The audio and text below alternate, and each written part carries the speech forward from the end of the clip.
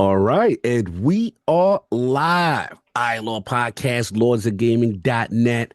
And we are here for the holidays, giving you some holiday love. It wasn't technically a live show, but we are giving We are you, not live. we are not live, but we're fronting as if we are to give you content during the holidays while you're enjoying your year and stuff like that. We got the realm. But before we set it off, obviously at the time of recording, some real tragedies happen in the gaming industry, and we want to acknowledge it. So first, I guess we're going to start off with Lamarr Wilson, rest in peace, major content creator in the tech space, tremendous contributor.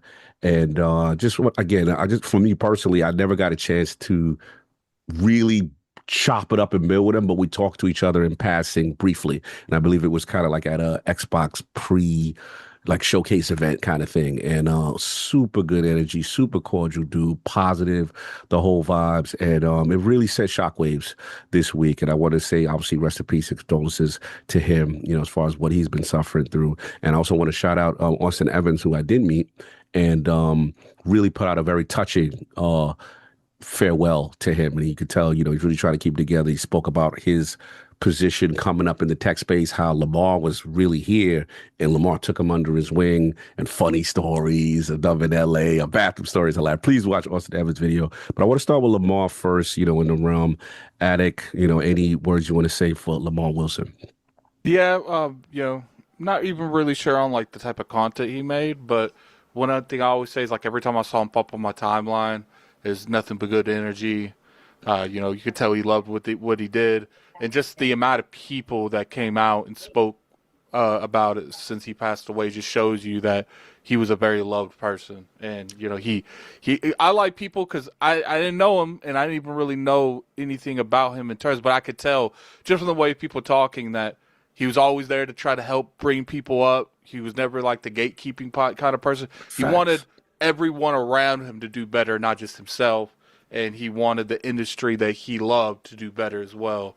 And unfortunately, him passing away is tragedy. Absolutely. Lord Saab, any words for Lord Lamarr Wilson? Yeah, I think I first came up on Lamar's content. Well, during the Switch launch, because and you would think that he was like a Nintendo streamer just straight up because he was so excited, and I think that's the first thing you notice. Like, he just had this positive energy. He was so excited. I saw him with the cappy hat, the same hat that Yeah. we got when we went to E3, and he was Yes. just like he always had that big smile, big bulging eyes when he was happy about something. So that's the first thing that I encountered with him, and I'm like, okay, this dude is cool because that's what you want to see in the community, right? You want to see people that are positive and happy about seeing all of these things and being able to have access to all this stuff and be able to, put content out there so people could kind of share in that joy. So I think that's, for me, that's the kind of the extent of what I had saw from him, was just that moment and that joy. I was like, okay, this guy's a cool guy in this space. And it's absolutely a tragedy, right? We never know what people are going through. We never know what's going on in people's lives. A lot of times you're on a podcast and it's performative a little bit, right? You're like, you try to be yourself as much as possible, but at the same time, you got to put on a show. You got to talk about topics and stuff. So it has to be a facade that you put up. So, we can never be too sure what people are going through, and it's unfortunate that that we're here talking about him and kind of in the past tense, and this tragic thing that's happened. So yeah, condolences to his family, to his friends, and obviously to the whole community, right? Because he was beloved. So very sad. Absolutely. Lord King, I know you talked about it earlier. We were talking about Lamar before, but just your thoughts on Lord Lamar Wilson's passing. Um, I found his content funny because I was trying to look up some stuff on Xbox One X, and he was one of the content creators that actually got it early and was doing his unboxing. And his background kind of took me by surprise because he had stuff in his background. So if anybody looks at my videos, um, when you see people that you admire, inherently you grasp little things from their character that you find pleasing and you try to use it. Like, he talks with his hands. He's very animated. I've kind of adapted that style. My background, I try to make sure that my background is pleasing. But what he showed me was that it's viable for a black man in that space to make content of his nature. He was a tech guy and he was making tech content, and to be as prominent as he was awe-inspiring. And he was one of the people that was on my bucket list that I wanted to get a chance to talk to in the space, and just told him how truly appreciative that I was for everything that he does do. I did a whole suicide prevention 988 hotline, lifeline conversational talk on Saturday, and my video that went out on Friday, based upon all of this, because you don't know what depression really feels like. A lot of Mm-hmm. times, Robin Williams and people of that nature, Mm. they smile, and sometimes the person that's the most cheerful is suffering the most. And as Sovereign alluded to, the facade that we put, the mask that we put on in public, and when we get home, when we're in those quiet moments, we take those masks off and we're alone in this space. Mm. It's truly heartbreaking, because when you self-delete, there is no more lifeline, right? And what I just want to stress to people, that before you make that ultimate decision, give out one more Hail Mary to your environment, to your, because you don't know how many people that are really there to support you. And it just hurts so bad, because I really honestly believe that there's so many people that would have helped or tried to help that situation. So yeah, it was just really hurtful in that space, because truly a great pioneer in that area that wasn't a gatekeeper, with Austin Evans and all the people from there. He really reached back and helped and brought people up into space. So it's heartbreaking, because he was, I think, was 48 years old. Yeah. So he was absolutely young. So it's incredible. Yeah, well said. And I like what you said in reference to, suffering in silence, and those who sometimes give out the most joy are the ones that are definitely, of needing of it sometimes. And I just gives it appreciative of like, letting people know that, you love them, letting people know, what's going on and checking in on them, because the ones that, again, give out the most sometimes don't get Yeah. what they need sometimes to get them through. And suicide is real. Obviously, the realm is no secret. Obviously, we lost Lord Whiskey, to a similar situation and stuff like that. So this is something. It's a wake up call, but it was cool to see people really reach out. And we just wish more of our brothers that are suffering in silence would actually give out that SOS if they can, because we definitely, this is a problem in our community. But want to give him his flowers, man. Super positive person. And unfortunately, as of recording, we have another tragedy to report on. This wasn't on the schedule. We gotta be real, but yeah, Vince Zampella. Shout out to NBC Los Angeles, put it out. The video game developer behind Call of Duty killed in a Ferrari crash. So it looks like this happened again just recently in Los Angeles. And I'll just give brief details of what we know. He was in the of driving his Ferrari on the Los Angeles Crest Highway in the mountains north of Los Angeles. The Ferrari had exited a tunnel on the two-lane road when it slammed into a concrete barrier and caught fire. Apparently, there was another passenger who was exited for the vehicle who did not also survive his injuries. And unfortunately, it was pretty horrific because of the fire. Vince, unfortunately, wasn't able to escape the vehicle. So this is a huge loss in the community. Co-creator of the Call of Duty franchise, lauded figure in video game, head of Respawn Entertainment. Games like Titanfall 2, Apex Legends, Star Wars Jedi Fallen Order. The list goes on. As y'all know, Vince Zampella is, man, he is so revered by me, and he's one of those true luminaries. So this really hit me hard. I could just speak for myself as far as I didn't understand like when I remember we used to play Halo, Mm-hmm. and I remember how addicted to we were, because like, hey, this is amazing first person. I've never experienced really first person in the console space, really. You know what I'm Yeah. saying? To that level of quality. It obviously wouldn't give Doom and those guys that in them their flowers. But those are PC games primarily, right? Yeah, they weren't that. They were Right. different. So the first inflection point was Halo, but then I'll never forget, this is now we in our Peter Moore era, the 360 era. And I remember when Modern Warfare 2 came out. And I couldn't put my finger. I was like, why does it look so good? Why does it? And it was 60 frames per second for the first time I was seeing. And I was like, oh my God, like I still to this day didn't know why I betrayed Halo, but I could. It just was so fluid. It looked so crisp, and obviously we know about the perk system and all these things and the addictive nature, which created a culture. Like 360 became the shooter box as a result of this man's work, and obviously he's the co-creator. We do that. We go on, and then obviously we know about the Affinity Ward, and then eventually the Messi split, and then he leaves, and then he goes and obviously creates Respawn Entertainment. And I remember, during these days of us our early Iron Lords, as King would go, we would go to the EA plays, right? We would go as consumers, but we were hustling, y'all. We were hustling. We would try to get in there. And once we got into these EA play events, we pull our cameras out. We start filming like we media because we try to get on. And I'll never forget, it was me, Addict, Recipe, Slow Whiskey, the whole crew was there. SWAT's lead, and we go.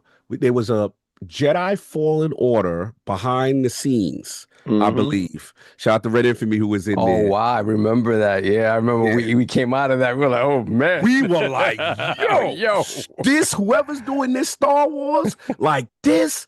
And that's when we found out about Respawn Entertainment. And I believe there was another event. I don't know if it was prior. I forget. I may have my years. That was Battlefield 1. Right. There was a Battlefield 1, Titanfall 2 event. I remember I got a chance to play Titanfall 2, and I believe, King, that was me and you went to this event. This is a separate building, right? It was funny.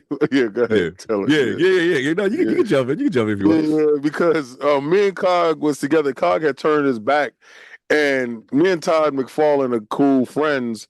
And he saw me, and he had like his private showing of Battlefield 1. He was like, yo, come with me. I was like, I'm with a couple of people. He's like, bring them.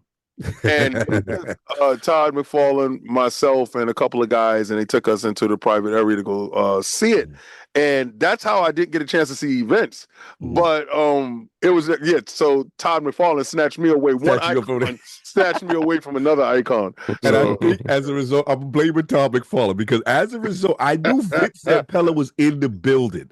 And I'm like, okay, because again, this is a luminary, one of my favorite studios of all time, one of my favorite just people in gaming. I've never met him. I've been in proximity, but I've never met him, never shook his hand. And again, due to that thing, I'm like, all right, so I went and ended up being late, then still playing Titanfall 2, but then I didn't get a chance to miss it. But this is a huge loss. And I don't even know where to begin, because not only how tragic it was, but I wanted to shout out the community on the outpouring that I'm seeing right now on socials, from Respawn themselves, Infinity Ward, shout out to Ryan McCaffrey, who recently just saw him, Vince, at the Game Awards.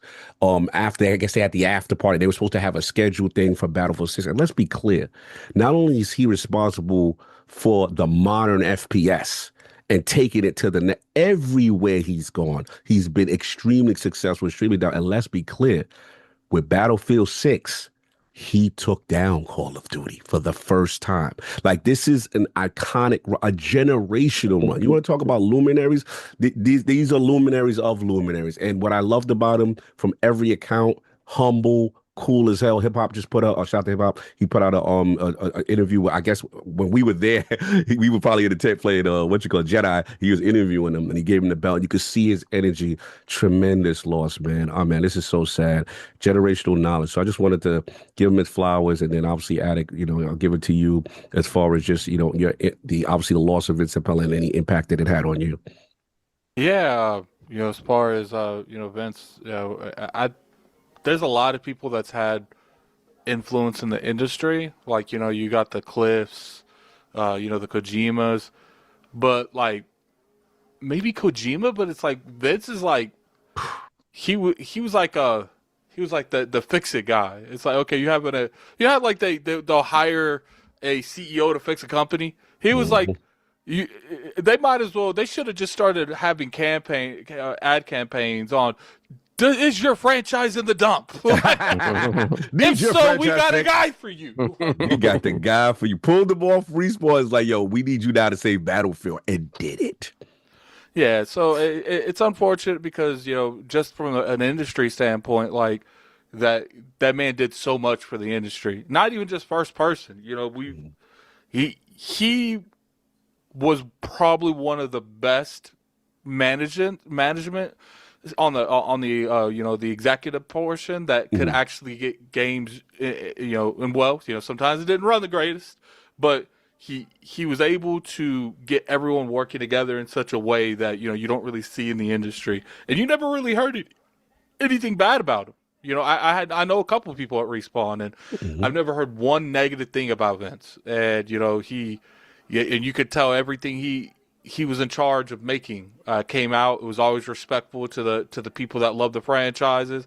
He went above and beyond to make sure the Star Wars fans felt seen when they made those games. Big in the he completely changed up the way Battlefield's developed, just to make sure that Battlefield had a standing chance. And if Battlefield comes back, it's because of that man. So it's unfortunate, that happened.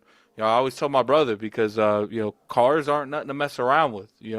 Don't ever put yourself in a situation driving a car, especially in areas like that that's really high traffic, where you don't know if you can maneuver around something. That's why, like, when my ex used to always like, AJ, you drive like an old grandpa. Yeah, an old grandpa that's not gonna get into a wreck, because it's just like bunch of metal. Things can get south real fast, and unfortunately, that happened, and my love goes out to him and his family. Yeah, no doubt. Saw Vince Zampella, man. We lost a really great person. Worked on Medal of Honor, founded Infinity War, co-created Call of Duty, founded Respawn, created Titanfall, created Apex Legends, and was head of Battlefield. Yeah, I mean, for me, my first kind of encounter with Vince, again, at a time when you're playing the games, you don't necessarily know the people that's behind the games, but it was Medal of Honor, Allied Assault. From the PS1 days, I was a Medal of Honor fan. I thought it was amazing what they accomplished with those games in terms of giving you this feel. Again, back then, obviously things have changed considerably, but back then I just loved that the atmosphere they created for a World War II shooter. I mean, the Medal of Honor was it for a minute. And when they put out Allied Assault, I think that was 2001 2002, they put out Allied Assault on PC. It was like a stunner, and it was the first time you saw Omaha Beach kind of portrayed in a in that sort of way. And then after that, EA brought Medal of Honor. I think they brought it in house, and then Vince kind of went along with Jason West, and then they went on to with Activision, and then they formed Infinity Ward. And the first game they were going to create was the Medal of Honor killer. Turned out to be Call of Duty. And then the original Call of Duty comes out, and their version of Omaha Beach was just, oh my God, it was insane. And the rest is history, right? The rest is history. They make Call of Duty 2. Launch game for the 360, a freaking amazing launch game for the 360, and then they come back to it with Modern Warfare 4 and just change the game completely. So yeah, to your point, Cog, like everything that this man has touched in the industry has been transformative. And also being able to resurrect things that people thought might be dead in the water. The man knew what he was doing. He was just the ultimate professional, understood fully, FPS, understood, third person action as well. Like, you look at what he's done with Jedi, and that team has done it, with that. So yeah, we often joke, and he's like, he's never made a bad game, and I don't think he really, never. Bro. So that's, as someone that's so important to the industry, that's just such a huge tragedy for us who love games and have been playing these games for so long. It's a huge, huge tragedy. And then on the personal side, again, everything that you ever heard about Vince is that, this is a guy who has every right to kind of be a diva and was never that.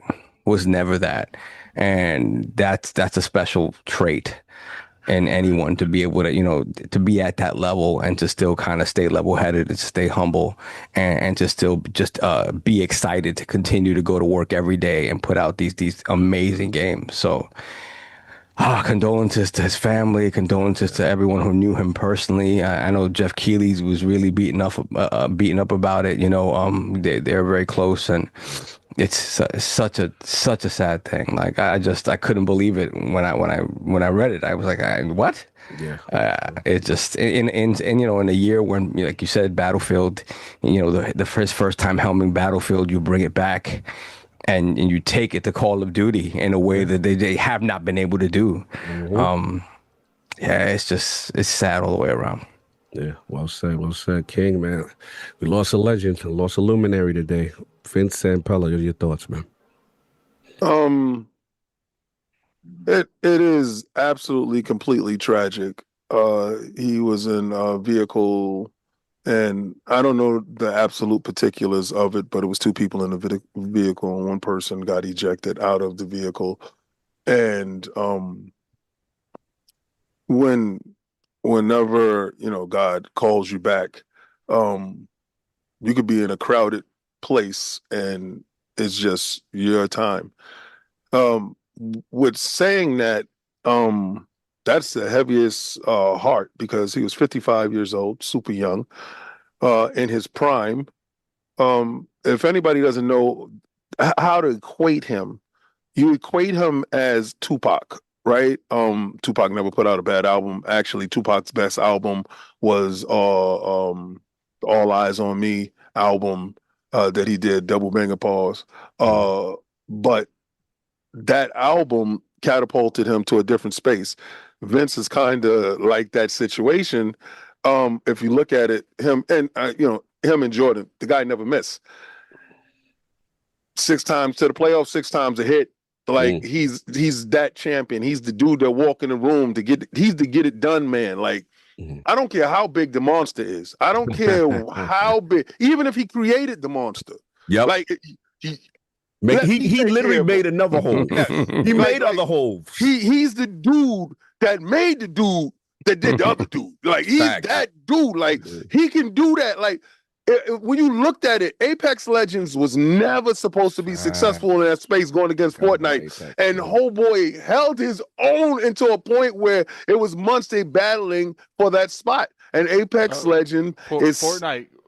I think Apex Legends was the first game Fortnite copied off of. Yeah. Really? Which part?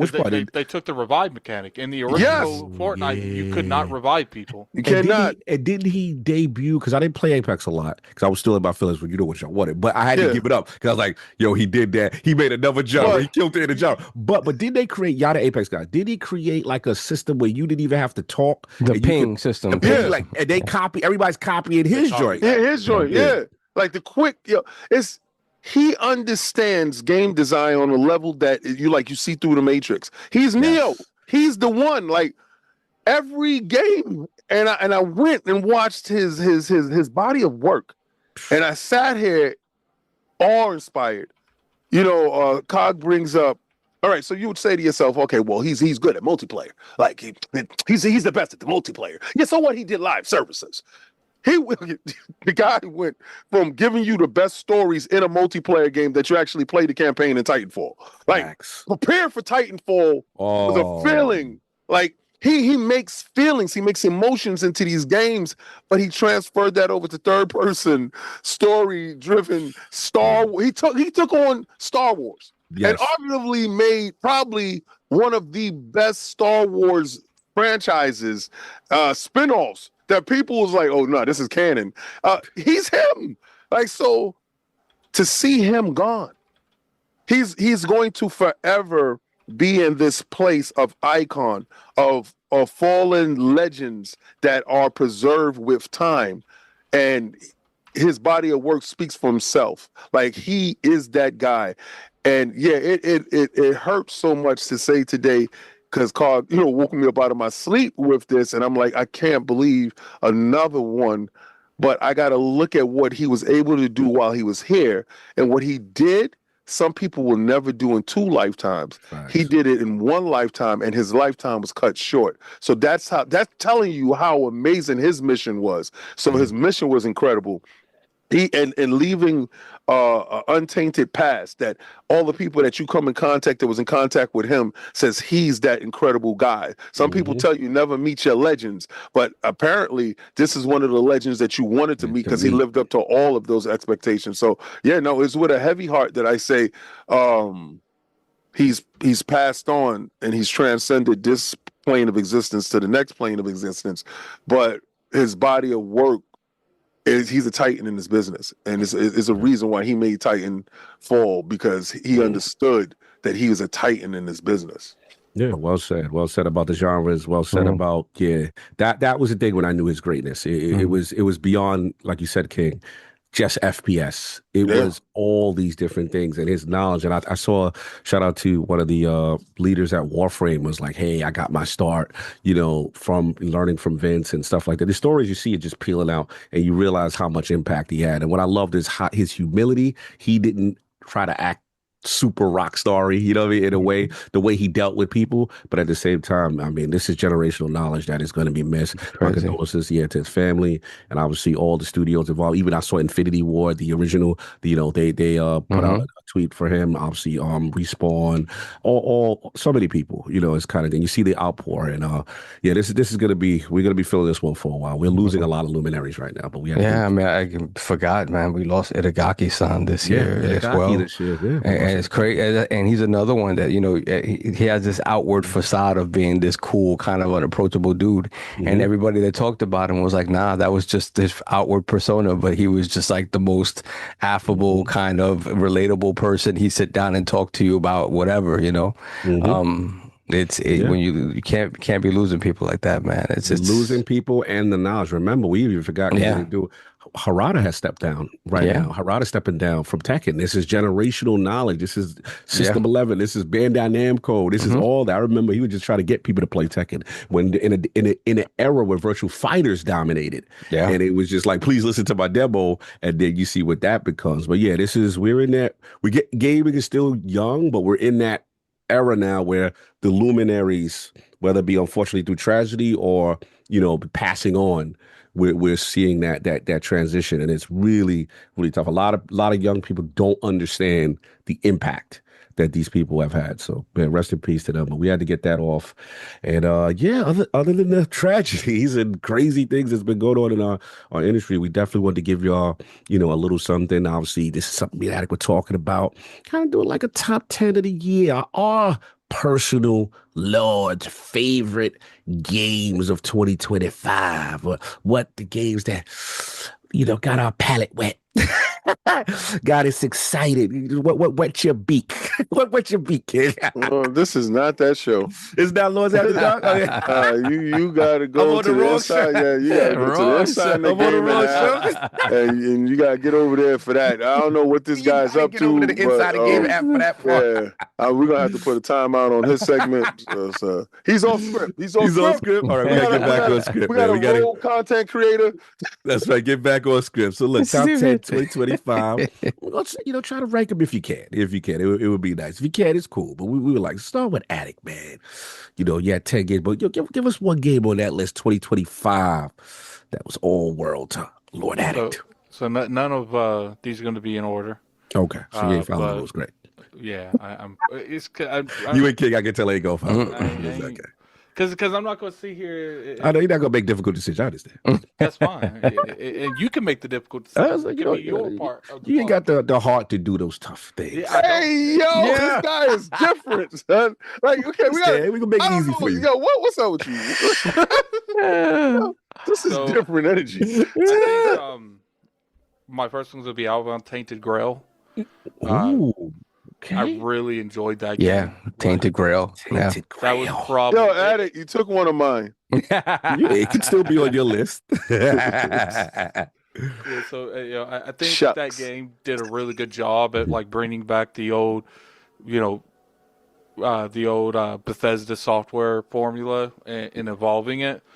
It was a great game. Had a lot of different opinions that you could do. A lot of people are seeing it now because when I dropped that review earlier this year, it didn't get a lot of views. So I could tell people wasn't really looking that game up like that. Maddie actually talks about this game. He likes it too. It's just a good game. It's about you playing as an entity that has King Arthur's soul in your body, Kind of and fun. it's only a fraction. And all the history behind when King Arthur was reigning, what was at the height of his power, has essentially been skewed through generations. So no one really knows what happened. So you spend the whole game looking for the rest of King Arthur's soul to put them all back together, and you're trying to decipher whether or not he was good or bad. I mean, shout out to this is the what Fall of Avalon, right? Just want to make me clear. Yeah, That Fall work? of Okay, Avalon. cool. No doubt. Solve you up. Yes, with what's on the list? What's on one of them It's on 10? the list. Let me see what order I want to go in. Think I'm gonna go. I'll go first with Oblivion Remastered. Oh, all right. Yeah, Oblivion Oh Remastered. wow, you took one of mine.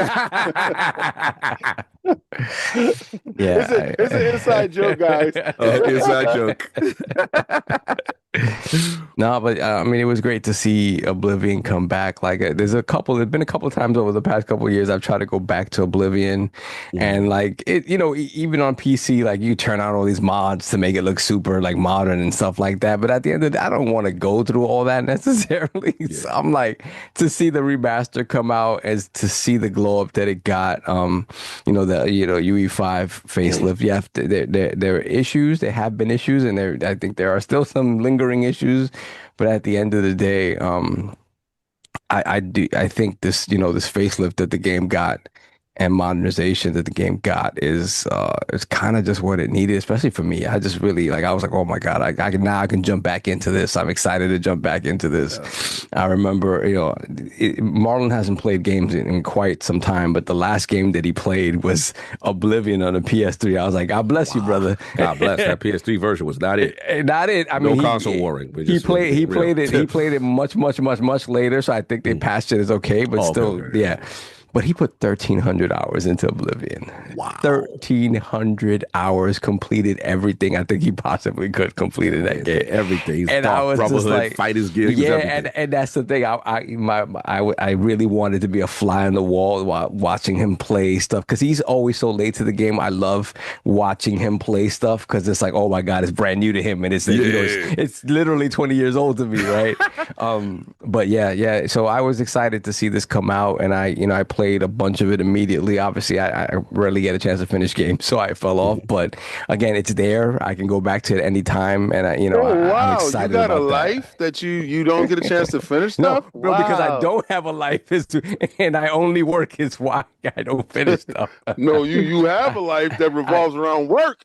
Yes, I'd rather be the other way, but Yeah, me too. No, we get it. Nah, but we like that, man. Oblivion, yes. Salute to them. Tremendous glow up. And it gave a lot of hope for what potentially Elder Scrolls could look with a new glow up. So Elder Scrolls, Fallout, all that stuff, Yeah, man. I'm looking at that Fallout 3 with Poseidon. It's like, I need that same energy that they put into that goes into that game. Yep. No doubt. I like that number 10. What's funny is like Oblivion, I kind of skipped. Like, I know she didn't rock. I played a little bit of it. The problem is something came. I think I was playing Expedition around that time. Yeah, Expedition came out the right same time. Yeah, Like, no, you're right. You're right. Yeah, and I think it came out before Obsidian. Yes. So by then it was too late. You were already in the Matrix. Yeah. It was all that. Was it the blue pill? Is it the blue pill or is that the red one? You was already with the Patriots. It was all. I get it. King, I need a number 10 game. 2025 for the kid. Oh man. All right. So my list is gonna be a little bit different than a lot of other you guys' lists based upon my list is going to primarily base around Xbox. Oh, wow, shocker. Yeah, right. And my list is going to be kind of outdated probably because I'm a Game Pass lover and subscriber. So I get games in a time that it came out last year. But it's new to me. So if this list shocks you and amazes you and scares you that this guy is in a backlog nightmarish hell, but he's loving it, well then welcome to my world where live services actually controls the show. So South of Midnight and my list, kind of like Addicts, isn't a list based upon best or worse first, or it's really just a combination of games that I feel are worthy of giving me top 10. I've done 10 NDA games, and I'm not an NDA dude this year. So a lot of these games on this list is going to be based upon either my forced interaction with a game, and I'm not complaining, but or my need and want to play a game.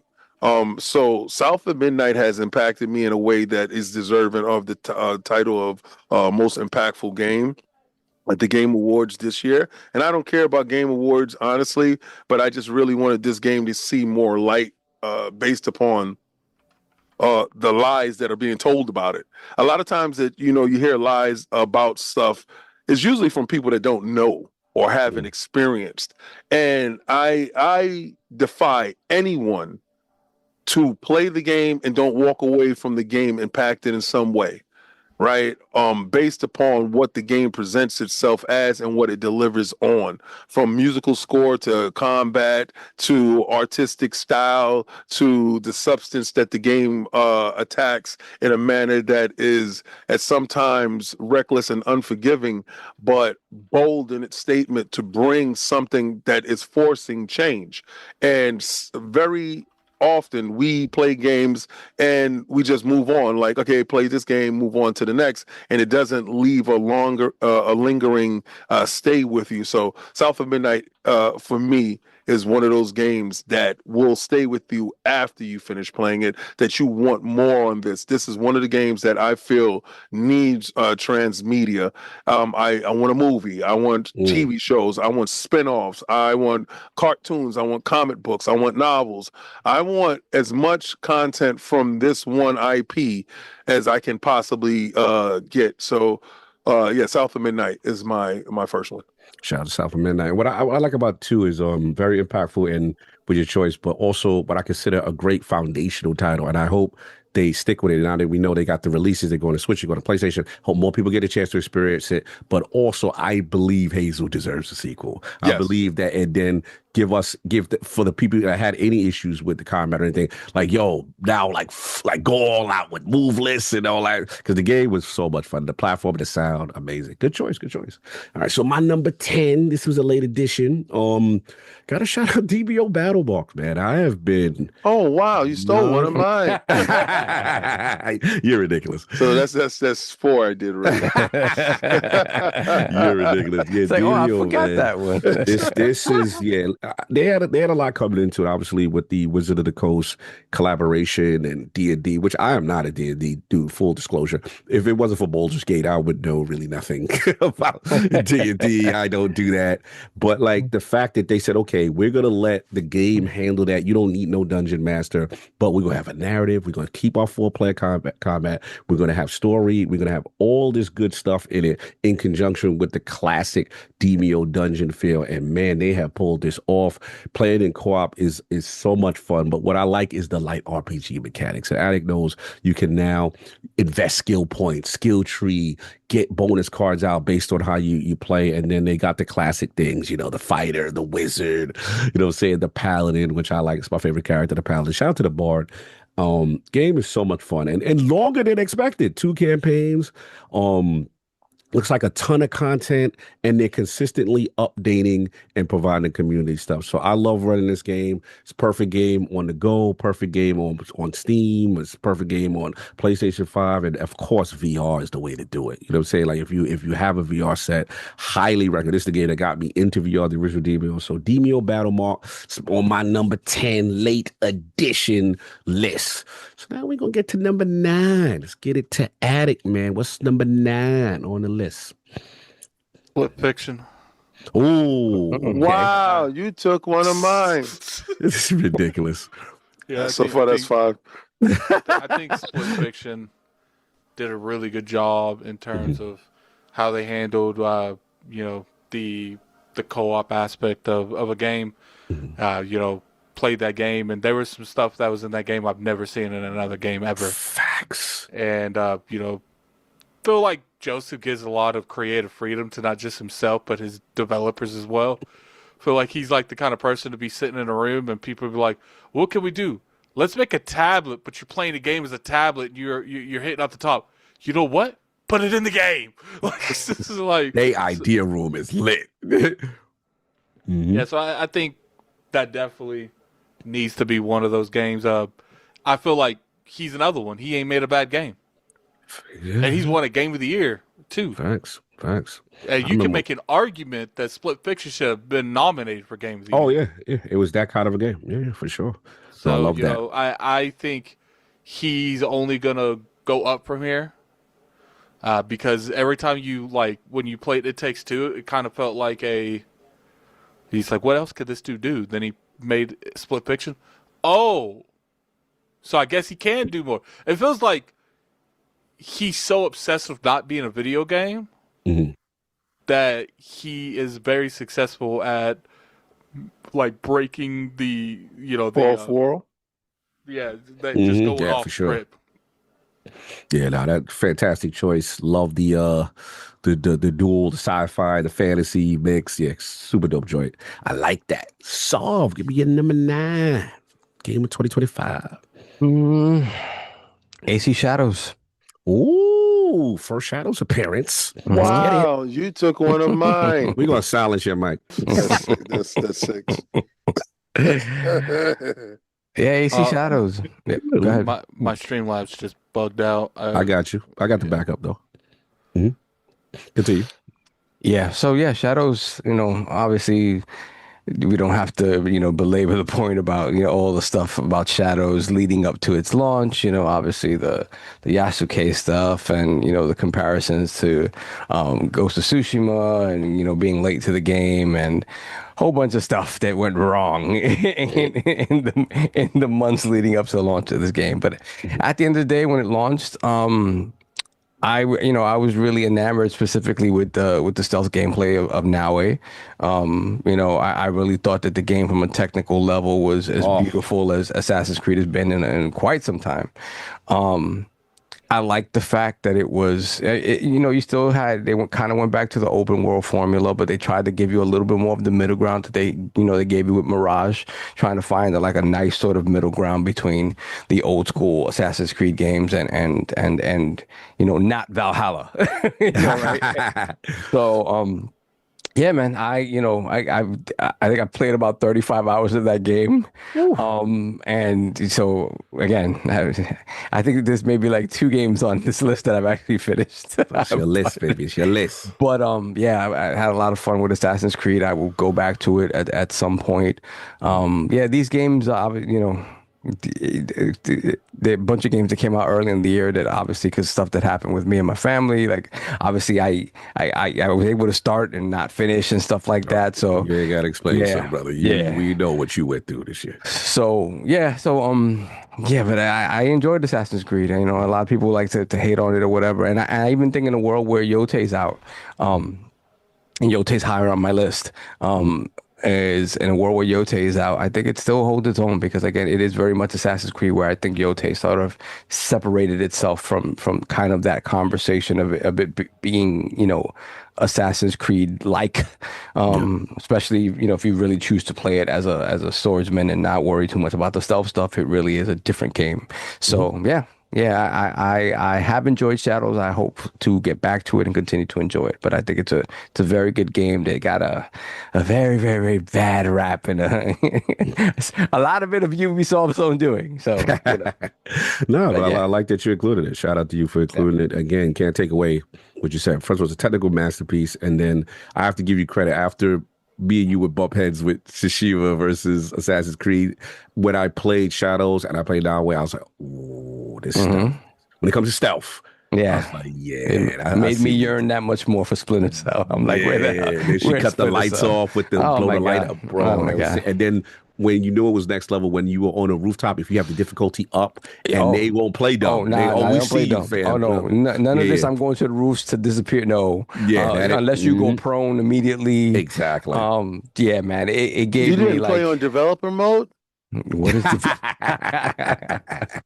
But it gave I call me. it easy out. Nah, you can't. That was stealth games. You can't cheat a stealth game because then you really just the experience is done. But yeah, it gave me Tenchu vibes. It gave me Splinter Cell vibes. So I was very, very happy. So yeah. No doubt. I like that. King #9 game for 2025. Again, this is in no particular order based upon my gaming sensibilities and the way that We Game don't need a Pass disclaimer for all your Yes. picks. Please, sir. crafts my Please. life. And the fact that I'm an Xbox shill. It's whatever you like, sir. Ninja Gaiden 4. The collabo of a generation. Platinum Games and Ninja Team Ninja. All right, so again, I'm not a NDA dude, but I do NDA things. That girl would be like, "This is my first time. I did that before. Let's try. I'm doing it again." Oh, Ninja Gaiden 4, the fact that it was playing anywhere and I was playing it on my Xbox Rock Ally X and the performance was insane. All right, so it's a great departure from all the previous ones, right? This thing, I'm talking about, okay, it's kind of like Devil May Cry meets Souls meets Ninja Gaiden in a weird form. It's faster, more furious, and then when you get to Ryu, it slows down some. It slows to make it into something that resembles what you remember. But if you go back, and it's a purposeful reason why they dropped Black again, for you to go back and see, no, it's nothing like you remember. You are just attaching similarities in places that really didn't exist. The game is a one-on-one, stands on its own, and you can see the Platinum Games influence in the title all the way through. The game is a phenomenal game. It's probably should have won Action Game of the Year for me. But again, this game, and I completed it. So that's speaking a lot, guys. I completed it. Yeah. Because sometimes I get like Salve, getting the games, then life hits you, and then you're just doing some weird stuff for some change. But yeah, Ninja Gaiden 4 is I can't recommend it fast enough for newer on-the-go people with the play anywhere aspect to it, or just sitting down in front of a television playing it traditionally. The game is really polished, really good. I like that straw list, and I'm going to use your expression. Damn, you took mine, because that's my #9. Exactly, Ninja Gaiden 4. Wow, like you said, King. Just the mere announcement of this game, was a dream announcement at the top of the year. Developer Direct. We see them come out, and we're like, wait a minute. Yeah. It's gonna be a collabo with Team Ninja, Koei Tecmo, and Platinum, and what? And just to see, the new protagonist, we're like, wait a minute, what's going on? But then we still got, obviously Ryu and the legendary story, and obviously we know the rest. This is one of those games that, from an action standpoint, pure action, balls to the wall. It's pretty hard to match that. You do your ultimate techniques, you do that. But what I liked about it, as a person who is not Souls friendly, and then, they did have modes to help old man Cog out. Hey, you lose it to the boss. Mo? You lose it to the boss 6 times. Would you like this elixir? Yes, please. Yes. This is monster energy. Like, you suck so bad.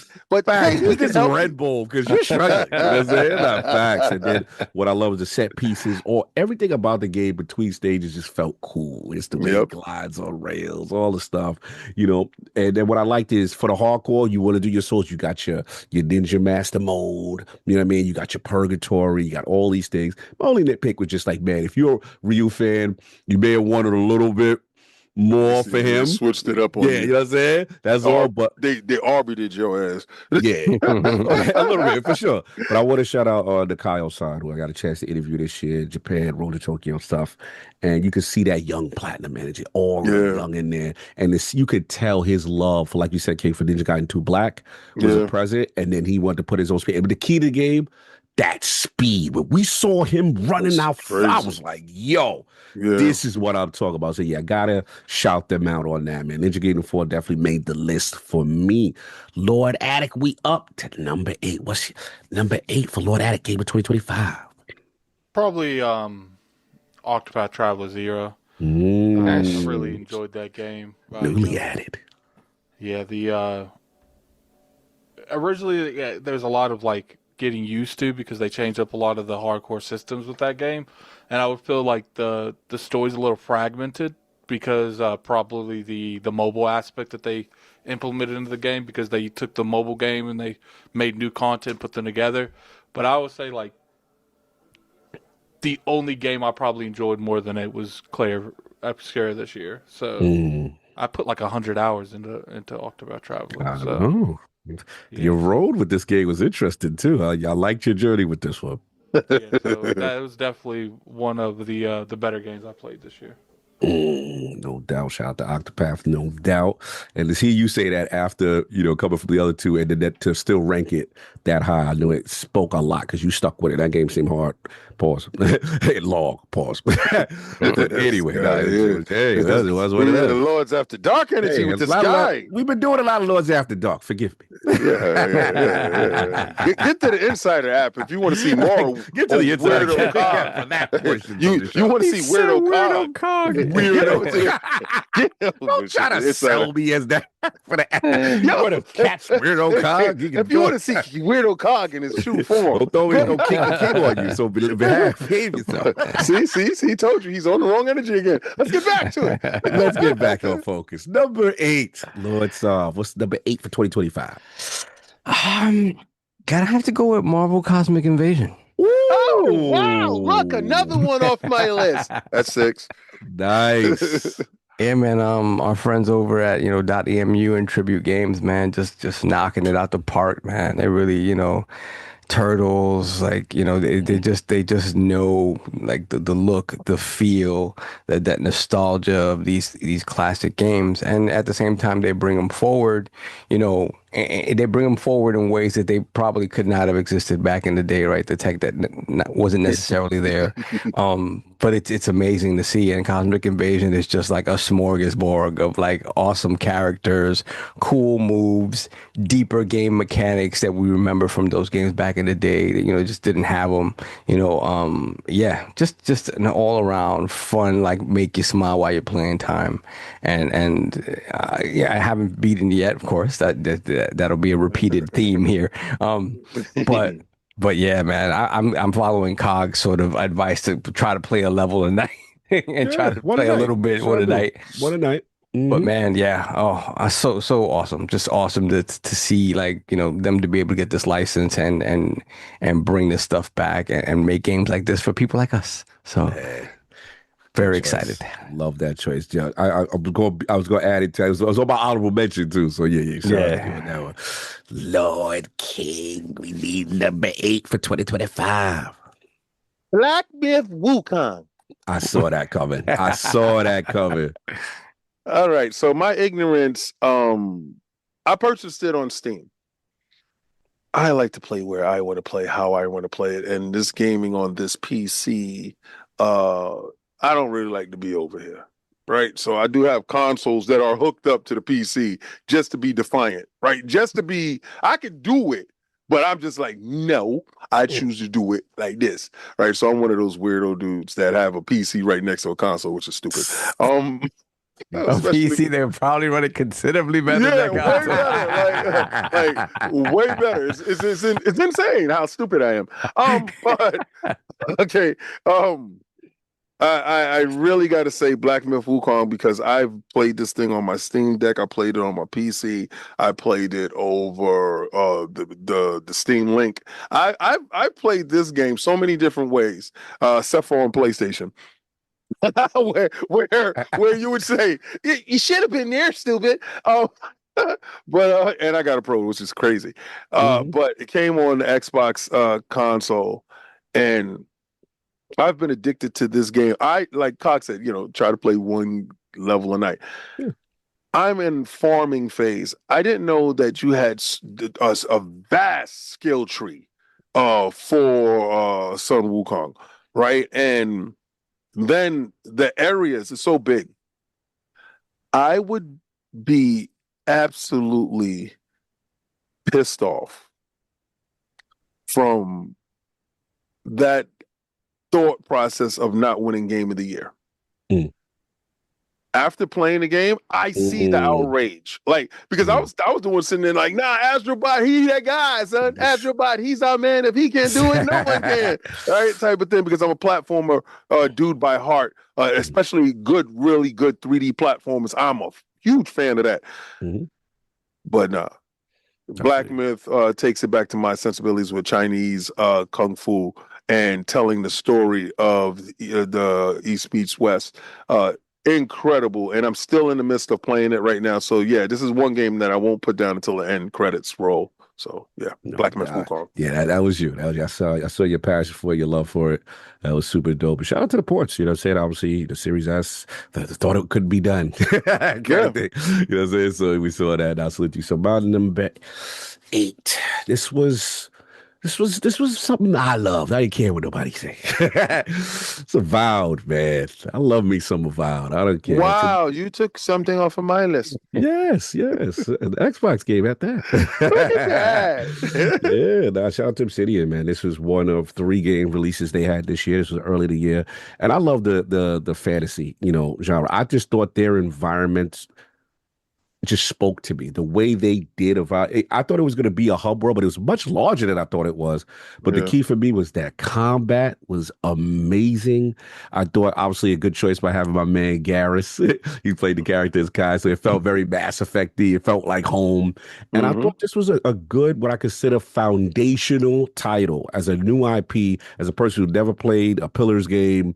I'm like, yo, this universe is dope. They had the glossary, the old stuff. Now, of course, you had your nitpicks towards the end. We wanted more impactful changes. I think that's a fair criticism. And yes, I was disappointed that, damn, I was like, I'm not getting any DLC. But now the rumors are potentially Avowed 2. Shout out to Chris Avalon, who's kind of dry snitching that's what they're working on. Now I'm super happy because this is the title. I think people forget we're in this world right now where it's like if you get an 8, it's trash. It's a failure. It's like if it's not a 10 or a 9, it's a bad game. Well, that's coming from people that averages F's and C's in school. So we're not going to really take their low IQ into account here. Yeah. For me, I'm from the era where it's like, yo, you have something that has so much potential, and then that affords the sequel when you see the glow up. And to me, Avowed is that, man. So, yeah, so salute to Obsidian. I absolutely love Avowed. That was one of my surprises of 2025. So now we're going to move into number 7. Attic, I need number 7 from you.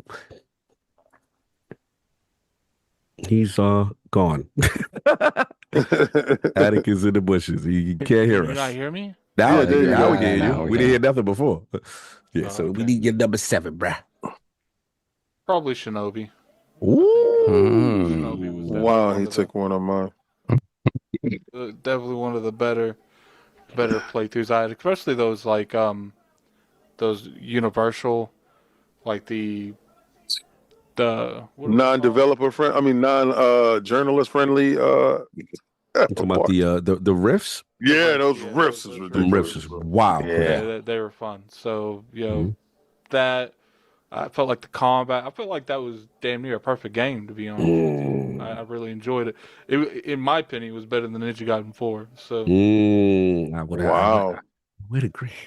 But I'm biased. But I like that. Yeah. The joints that was killing me. The what was it? Addict. The ones where it'd be something to be combat. Some of them be just platform mode. Some of them will make you use a specific tool only, and you better had mastered it, otherwise you wasn't getting through. Yeah, shout out to them, man. That's a good choice.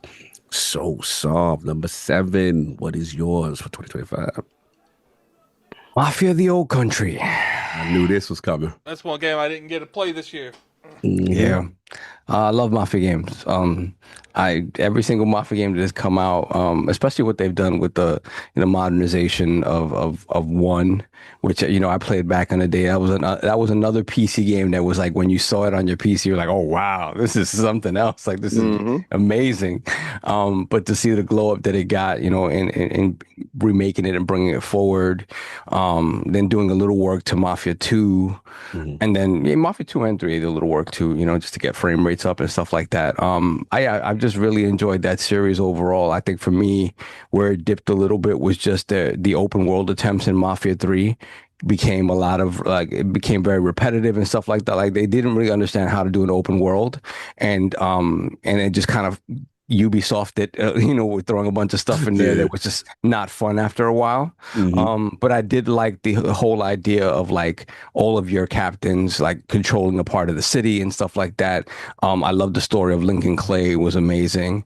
And Mm. then the story that kind of the through line of all the Mafia games, as one overarching story has always been sort of awesome to me to see. And the Old Country goes all the way back. Um, Yeah. and I again not finished the game yet, but everything I played of it, it's just awesome because they do such a good job of one creating a beautiful and believable world, with just good third person action game mechanics, solid, nothing crazy, nothing transformative, but it just looks, runs and plays very well, while telling you like a very cool narrative with excellent sort of very good, okay, let me say excellent, very good writing, great voice acting, right? Great voice acting, very believable, like settings and stuff like that, and conversations that I feel are human like, right? Which is sometimes hard to come by. I really enjoy this series, and I think the Old Country, them going back to something that feels a little more linear, well, linear wide, right? You can Mhm. kind of explore the world a little bit, especially once you beat the game, I heard. But it's a lot more narrative driven, and I think that suits Mafia games a lot better than trying to create this massive open world that kind of get the story stuff gets kind of lost in the mix of you trying to create this sandbox that it doesn't really need. So yeah, I'm glad they kind of went back to something more linear, more narrative heavy. Yeah, and I'm excited. That's probably the first one I'm going to try to like finish and beat over this break is finish the Old Country. So yeah, Nice. I knew that was coming. Yeah, a lot of yeah, people said similar things to you on that game.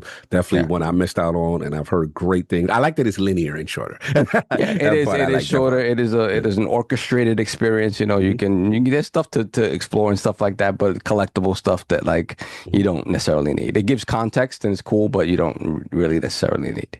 All right, no doubt. Lord King, number 7. I'm gonna have to go with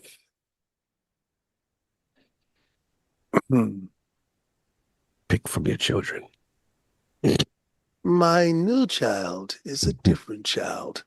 Is a child like a former child of mine, Destiny. The moment I saw this baby, I knew this baby would be incredible. Hmm. This baby had all the grace and posh that comes with live service. It was retro. It made me feel like what's that Neil Druckmann game Intergalactic? Hmm. All right, so so is this retro thing going on where I'm having this fond FOMO and lust of remembrance for 70s themed stuff, right? I was born in the 70s, 72, and I have vivid remembrance of this time. Arc Raiders has brought that feeling. The Arc Raiders. Yeah, it's like whoever was doing the marketing tugged exactly at that spot for me. It made Mhm. me remember my big wheel. It made me remember playing with Evil Knievel with the rev up. It took me to that space that I wanted to get this game, and it actually fit the price. Shout out to Epic Games for getting me the game for $4. Mhm. I had some credits that were there based upon me playing Fortnite as much as I do. Um, and that is a benefit. So shout out to Fortnite and the crew being inside Xbox Mhm. Game Pass. I know this is a shameless promo. But yeah, no, we did not get the bag for this. I'm looking for the bag for this. So please hit me up. Um, Mhm. Yeah, so Arc Raiders. Arc Raiders, I'm yes. very in my infancy with it, but it gives me Destiny feels like it does. And mixed with Division, it Yeah, definitely. really does hit that niche and scratches that itch. So I love it. Shout out to Arc Raiders, man. The extraction shooter, darling.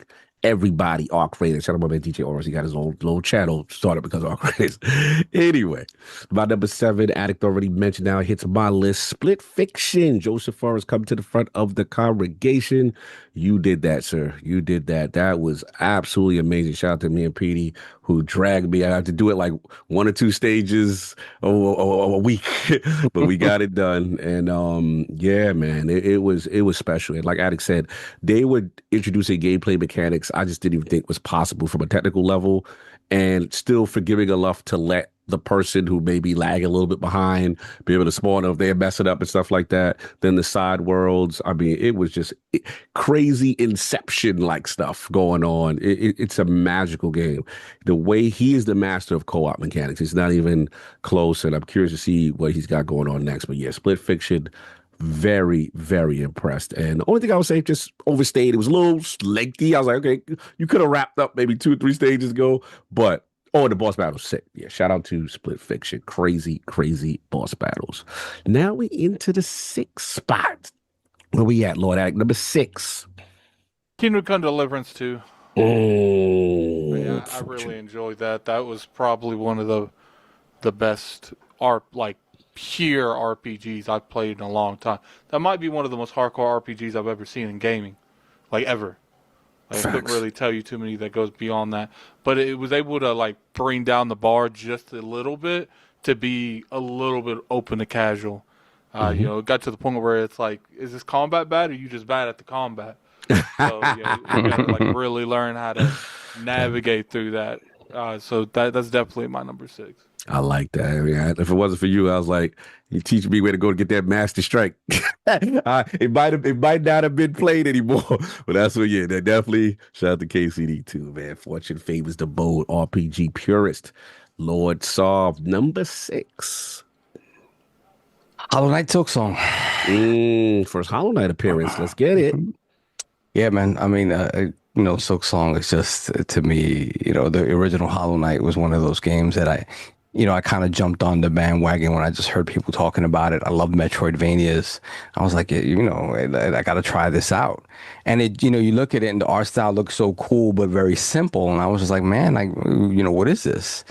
And I jump in and I'm just like, I'm kind of amazed at the depth and breadth of the game, and just how, you know, it gets frustrating because you're like, man, I'm lost, and it's like, well, you realize that's kind of the point. Like, it's kind of the point. You know, it's not like, you know, when you play a Metroid or something like that, the point is to kind of get lost a little bit. That you get your map and you find your way. In a Hollow Knight game, you do that, but the map is it's not as precise as a Metroid game, right? So you're still kind of filling in blanks, and it feels a lot more organic, and it's just you exploring that world and literally finding out what's going on. And, you know, to see Silksong come out after so much time and be as good as it is, you know, and then for it to be kind of a DLC for $20. $20. And, you know, we have DLC coming. We have DLC coming that's free. Yes. But yeah, just to me, it was just, I couldn't believe it was finally out. And then I couldn't believe it was as good as it was. And they were like, yeah, it's finally, we finished it. Thanks. Thanks for waiting. And here it is. So again, I think I have maybe 15 hours into it, which a game this big is nothing. You literally barely scratched the surface. But yeah, I'm excited to keep playing Silksong. It is one of those games though, when you stop playing, you're like, damn, should I just start over? So I'm pondering that one. But again, I won't start it over till I know I can dedicate the time to really, really like to sit down and play it. But yeah, just excited that it finally came out and that it lived up to the hype. Yeah. So, you know, because you don't get that often. A lot of times stuff like that happens and it does not live up to the hype, or it's impossible for it to live up to the hype. But and shout out to to Silk Song because that's the reason I won Crown Your Lords. Shout out to Team Cherry. Shout out to Team Cherry doing it thing. Doing their thing. Yeah, now good one. And that was, I think it was like the GTA of Indies. That thing came out. It really everything down. Yeah, people were, behind the closed doors. People were telling the Lords things about their game. Jesus Christ, why did they do this? Why did they have to do this to us? They folded the entire Indies. Shout out to TJ, man. Beautiful game. Absolutely stunning. Yeah, facts. King, number 6. Okay. I'm dealing with a crisis at the moment, which is actually hilarious. No, it's nothing like that. It's something I got to tell you about after this that you are going to pee on yourself. Like it's that level of disillusion and crazy. That we all got to be careful for in this content creating space where we make stands. Gotcha. Yeah. All right. So, okay. A game that hit Game Pass day one, and this is when I was in my feelings. I was in my feelings based upon ignorance of misinformation that was perpetrated against the Xbox community by those that shall not be mentioned. The blue team. Anyway, so what? I'm still warring. I don't give a damn. It's the holiday time. On a top 10 list. On a top 10 list. Early. That's right. My gang list. Shame to yourself. Yeah, Put that's the gun down. Put the gun down. It's the holidays. Nah. It's the holidays. It's up. It's up. Son, if it's up, then it's stuck. Wu-Chang Fallen Feathers. Interesting. Yes, yeah. Play anywhere, have fun with that, deal with that. Day one, Game Pass. It's a hit. It's dope like that. And actually, what happened was, I called myself jumping in thinking I'm him, right? Because Attic was playing it. Attic's him, right? So if you didn't know, Attic is him. Right, Attic is the dude that don't put your list up against that. Stay your ass away from that dude. He's dangerous. All right, so he was playing. They was doing an interview for Wu-Chang, and I go over there. I'm like, yo, I've been looking at it. Look, dope. Let me get in there. Got obliterated, son. Obliterated. They put you on the boss level. Like, yo, it was no warm up. Like, it was like, yo, wait, I'm not ready. I'm not ready, son. I got beat the hell up. So that formed some type of emotion inside of me that I got to get my get backs. I'm still getting my ass whipped to this day, son. To this day, to this day. It's crazy, yo. It's probably second only to Sekiro, and it's I want to be difficult for no reason. Like it's the definition of be better. Like it's I'm telling you, it's unrelenting, but it's a beautiful, gorgeous game. And I think that's something that Souls games have in common. They bring you in with their beautiful graphics and tight gameplay that forces you to learn their system. So it's forcing me. I'm competing with a couple of systems that I'm playing at the same time because I don't have the luxury to finish one game and move on to the next. So I'm always constantly battling the controller based upon what I just previously played. So Wu-Chang Fallen Fellas. Shout out to Wu-Chang, man. Got a chance to see that bad boy with the Summer Game Fest. Man, stunning looking game. Must admit, definitely a pleasant surprise. Well, for us too. All right, so number 6 for Cog. This is also actually what I have not finished yet, but it's so high on my list, I didn't care. I was like, I love this, man. Sucker Punch, come to the front of the congregation because Ghost of Yota, I do love you. I do love you. Shout out to Atsu. I just like that she's just play dirty to win. Like, I don't care what's going on. We throwing dirt in your face. We smashing you with sake. And what I didn't realize that the game did was the spiritual aspect, the Anru and the wolf. You know what I'm saying? And I like that. Like, she's this vengeful spirit kind of energy. And I'm in love with their open world, as always has, whether it be the wind, whether it be there's no icon vomit. Just let me go out and play. So I just be playing this at my own casual leisure. And just having so much fun with it. And then I got to shout them out, King. You've been telling me to get one. And then when I finally got one, that PS5 Pro was singing on that joint, on that mode. That is a showcase game for that platform for me. Because prior to that, I didn't really see anything that made me. I'm no, I take it back. Assassin's Creed Shadows on it is crazy. I have to admit, Assassin's Creed Shadows on the PS5 Pro is crazy, but I will admit, seeing Ghost of Yotai on that is outstanding. You're selling me on that game. Like you've been selling me on that game, man. It's because pretty, you've got the hardware. Like you're gonna be like, okay, Bruh. this is why I got you. No, Like, no. I've never had a problem with my PlayStation 5 Pro. Okay. I'm not even gonna sit here. I'm not them dudes. Like immediately, anytime I put anything on, I seen it. But if you're telling me that this is above anything that I've seen so far, okay. You got to put it in there. I forgot the name of the mode. You have to. It's not on by default. You got to put it on the HDR. It's the ray tracing, like the ray tracing performance mode. Yeah, bro. It is. I was like, okay, this is how the cherry blossoms is moving out here, and this is a difference. And I love you. I'm gonna take my time with you, and it's the ultimate. And then they did what I asked. The ultimate homage to my man is in this game. So I said, okay, beef over. I ain't got no problems with you now. We don't have to squabble because I was gonna squabble. You know what I'm saying? We know, trust me. Nah, they did that. And the only nitpick, I still feel the duels, the way they did in part 1 was a little more Channel 5, you know what I'm saying? For us Run Short kind of, you know what I'm saying? Samurai dudes.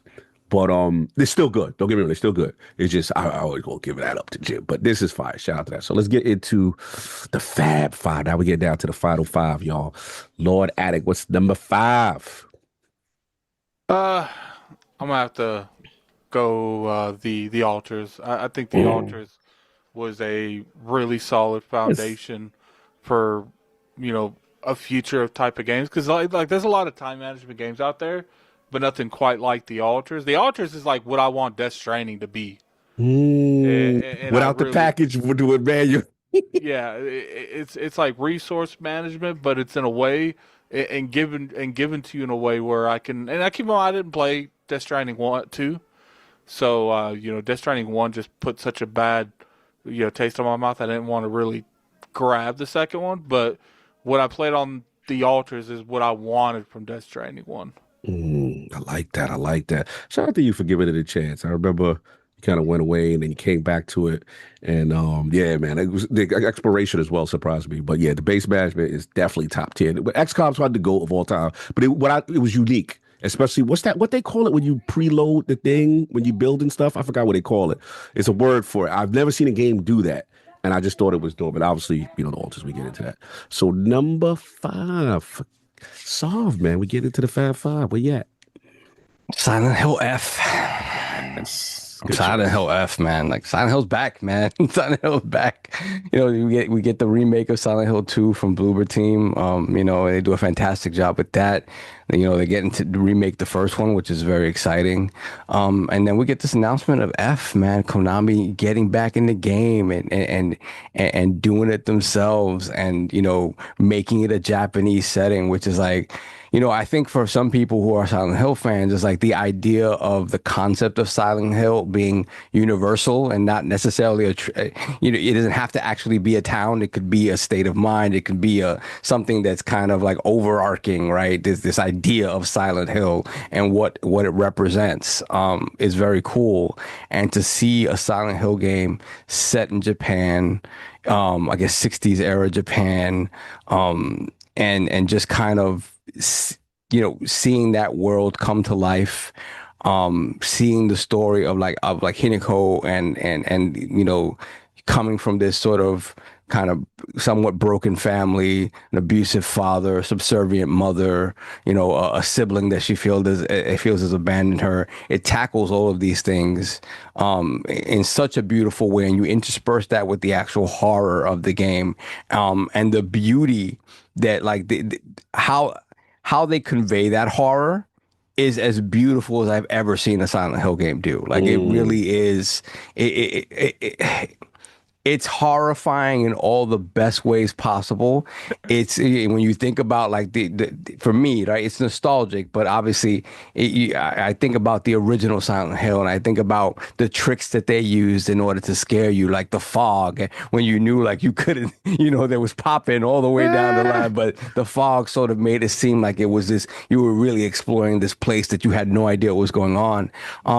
To what they jump to now with this, like these monster designs and this psychological horror that's constantly in your head and constantly trying to break you, really is what it is. It's beautiful. It's a beautiful game. Another one that I have about 10 hours in, and I'm like, man, I got to get back to this. It is such a good game. It's so well done. It's just exciting to see Konami kind of back in the mix when it comes to developing games. So very excited to keep playing this and finish it. And Konami back in the game is exciting in and of itself. As an honorable mention, obviously, because I'll do that, I guess, at this point. But yeah, MGS3 Delta is yeah. Again, Konami back in the game, in the building. Yeah, exciting to see that. Yeah, Matty agrees. Great things from Silent Hill F. I've heard. Yeah, good choice. Lord King, number 5, Fab 5. Oh, okay. So starting my number 5, and this is not really a number 5, it's just a game that's inside my list based on how I play. Technically, my 5 is already up because you already used them all, but I'm gonna go with Ball X Pit. Nice.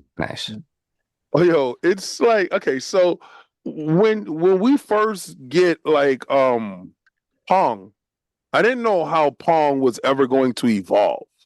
Right. And they found a way to make Pong a roguelike, brick falling, smashing, character driven game. And you can see the spine of Pong, not the tennis aspect of it, the aspect of like breakaway type of thing.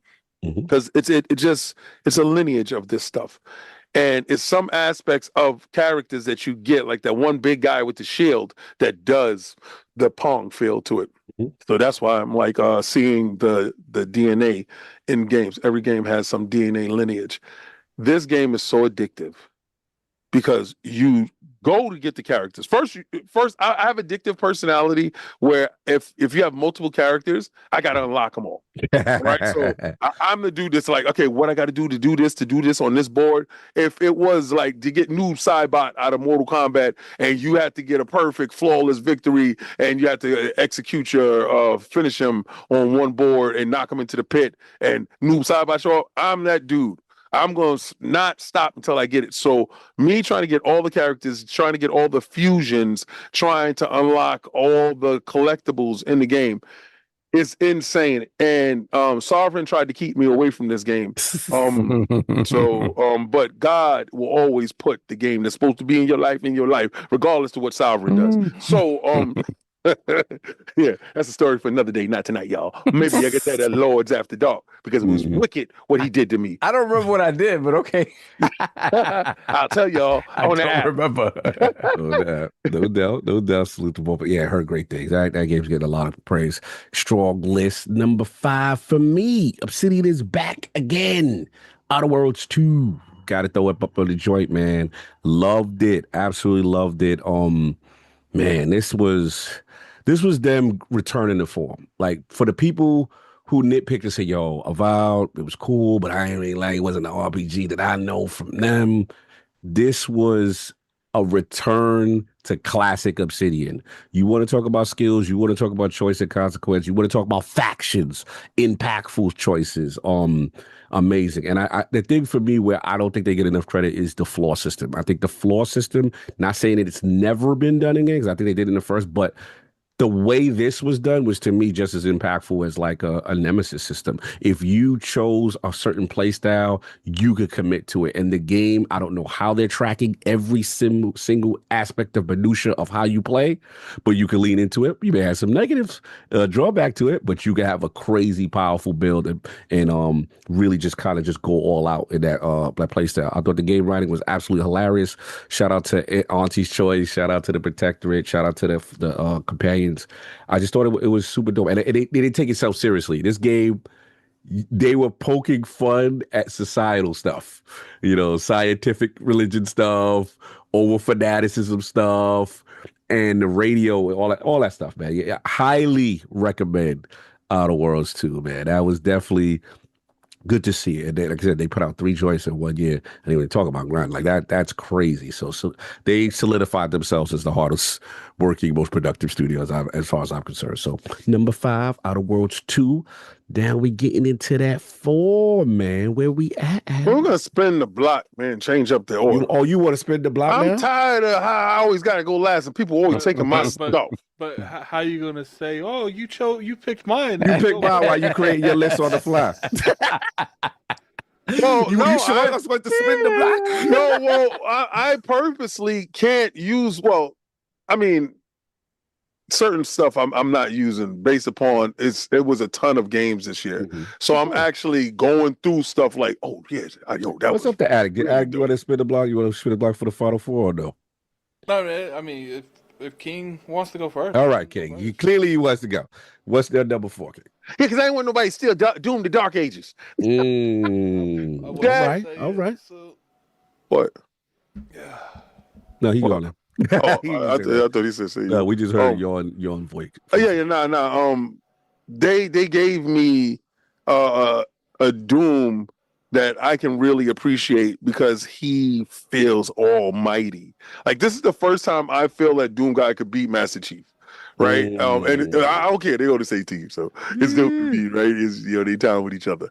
But the game, the buzzsaw shield, the parrying, the rush up, it makes you feel like, all right, so if you play Marvel Rivals, yeah, we're gonna get to that. But if you play Marvel Rivals, if you use Captain America, a lot of his ground and pound stuff is in there. So that smashing on the floor, the area damage, and taking out everything. I still haven't finished it. And when I get a chance to get into the giant Mechazoid, soccer, baby. Turn me into a giant kid. I feel like Power Rangers all over again. Or when I get the Panzer Dragoon instances where I'm flying around on the back of a giant dragon and shooting and stuff. So yeah, man, Doom the Dark Ages was incredible game. Again, Game Pass for the win for me. Yeah, I like how they made him like a weapon of mass destruction. Yeah, like the story was dope. Like, oh, he's loose. He's took off his inhibitor chip. He's crazy. It was a good game. I really enjoyed the story. Yeah, what's that Hulk joint? Was it the obedience disc? Yeah. It's like, make him obedient. Why won't he listen? Shout out, no doubt. Spinning the block, number 4. Solve. Where we at? Oh, you took one of mine. You stole it. That's what it is. He really beat Solve to it. Doom the Dark Ages. Get it back on both of us. That's what's up. Surprise. Yeah, man. Like, as somebody who like really, really loved the revival of Doom and what they did with it, made it feel so kinetic. Like Doom 2016 was amazing. It was just perfect. And then just Doom Eternal was just that game on steroids. Like so much faster, so much more kinetic, just kind of crazy. And for them to slow it down somewhat, and make, and go back further in time and make the Doomslayer into a tank, who when he drops down from a ledge, you just like literal demons just die based off of the freaking off the splash damage of you landing. And then they turn him into like this Captain America-esque sort of like again tank. He's chucking the shield and murdering just hordes of demons. This focus on melee while also still retaining the kind of the speed of the game by making him kind of like kind of a warp to you with when you throw the shield and stick it to somebody, you could just then kind of just zoom towards them, still making the game so frantic and kind of very quick paced. I thought it was great. I thought it was a great way to sort of not give you the exact same kind of thing that they gave in the first 2 reimaginings, and yeah, I just thought it was amazing. Some of the set piece stuff, like I could could have done without. Like the mech stuff was cool initially, then it felt a little wonky, but it was cool to see. The dragon riding stuff was cool.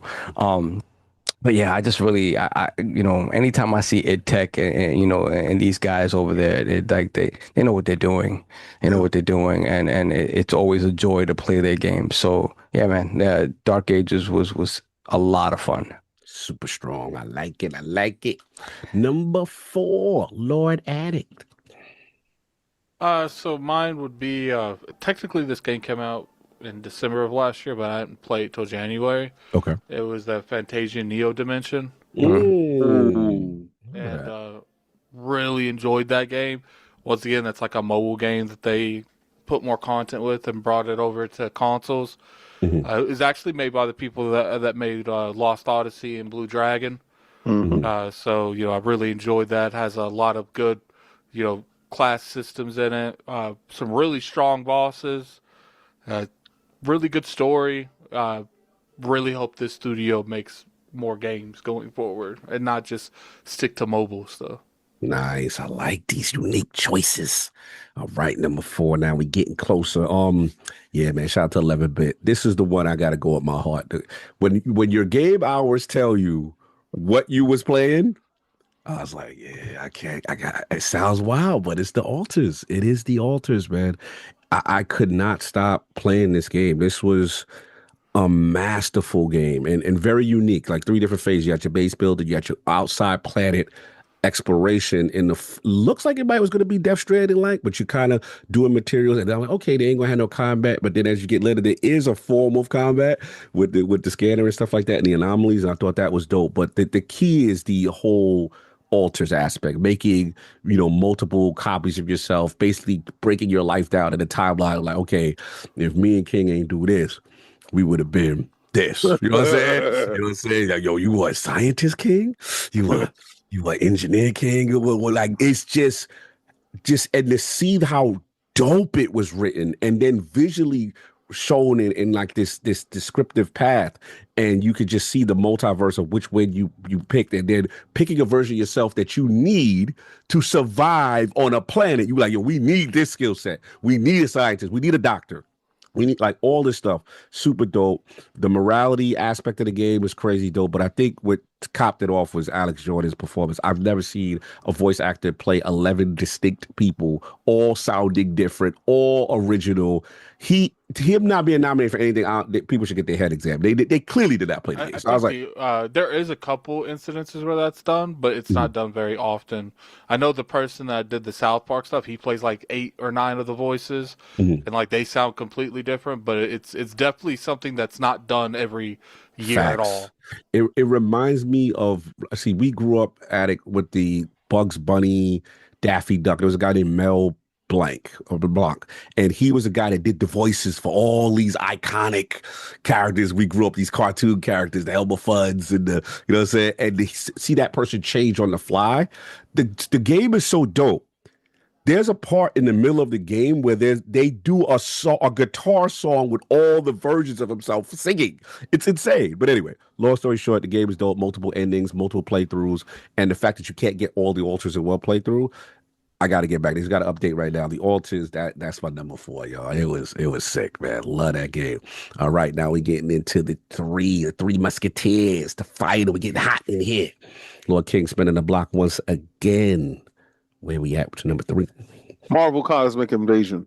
Ooh. I'm a huge Marvel nut from my comic book days to collecting the Secret Wars toys. Just the storytelling aspect of Marvel, I feel, transcends ages and demographics. So it endears itself to everybody. It's a character for you. Your new best character is in that universe. You will identify with somebody in that universe based upon the groundedness of that universe. With that being said, there are characters that maybe y'all guys are not familiar with that are in this game.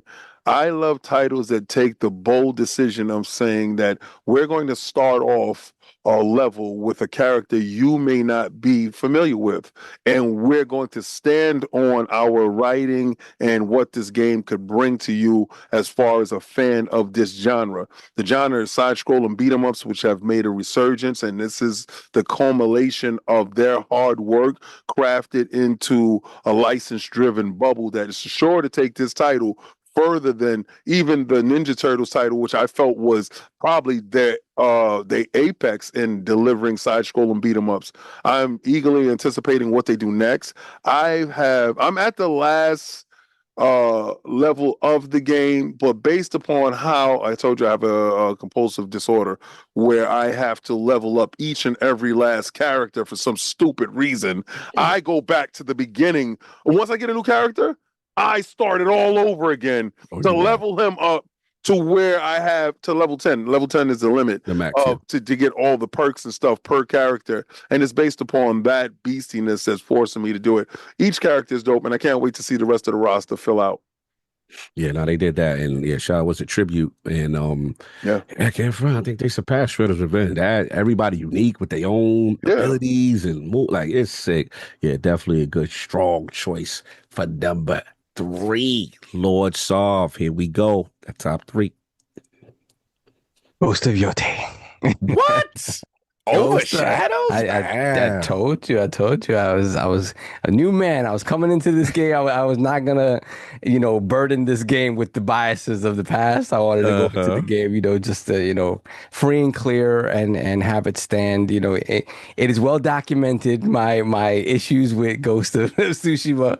Although I wound up enjoying that game, but once I figured out to play it as a sword fighting game and not a stealth game,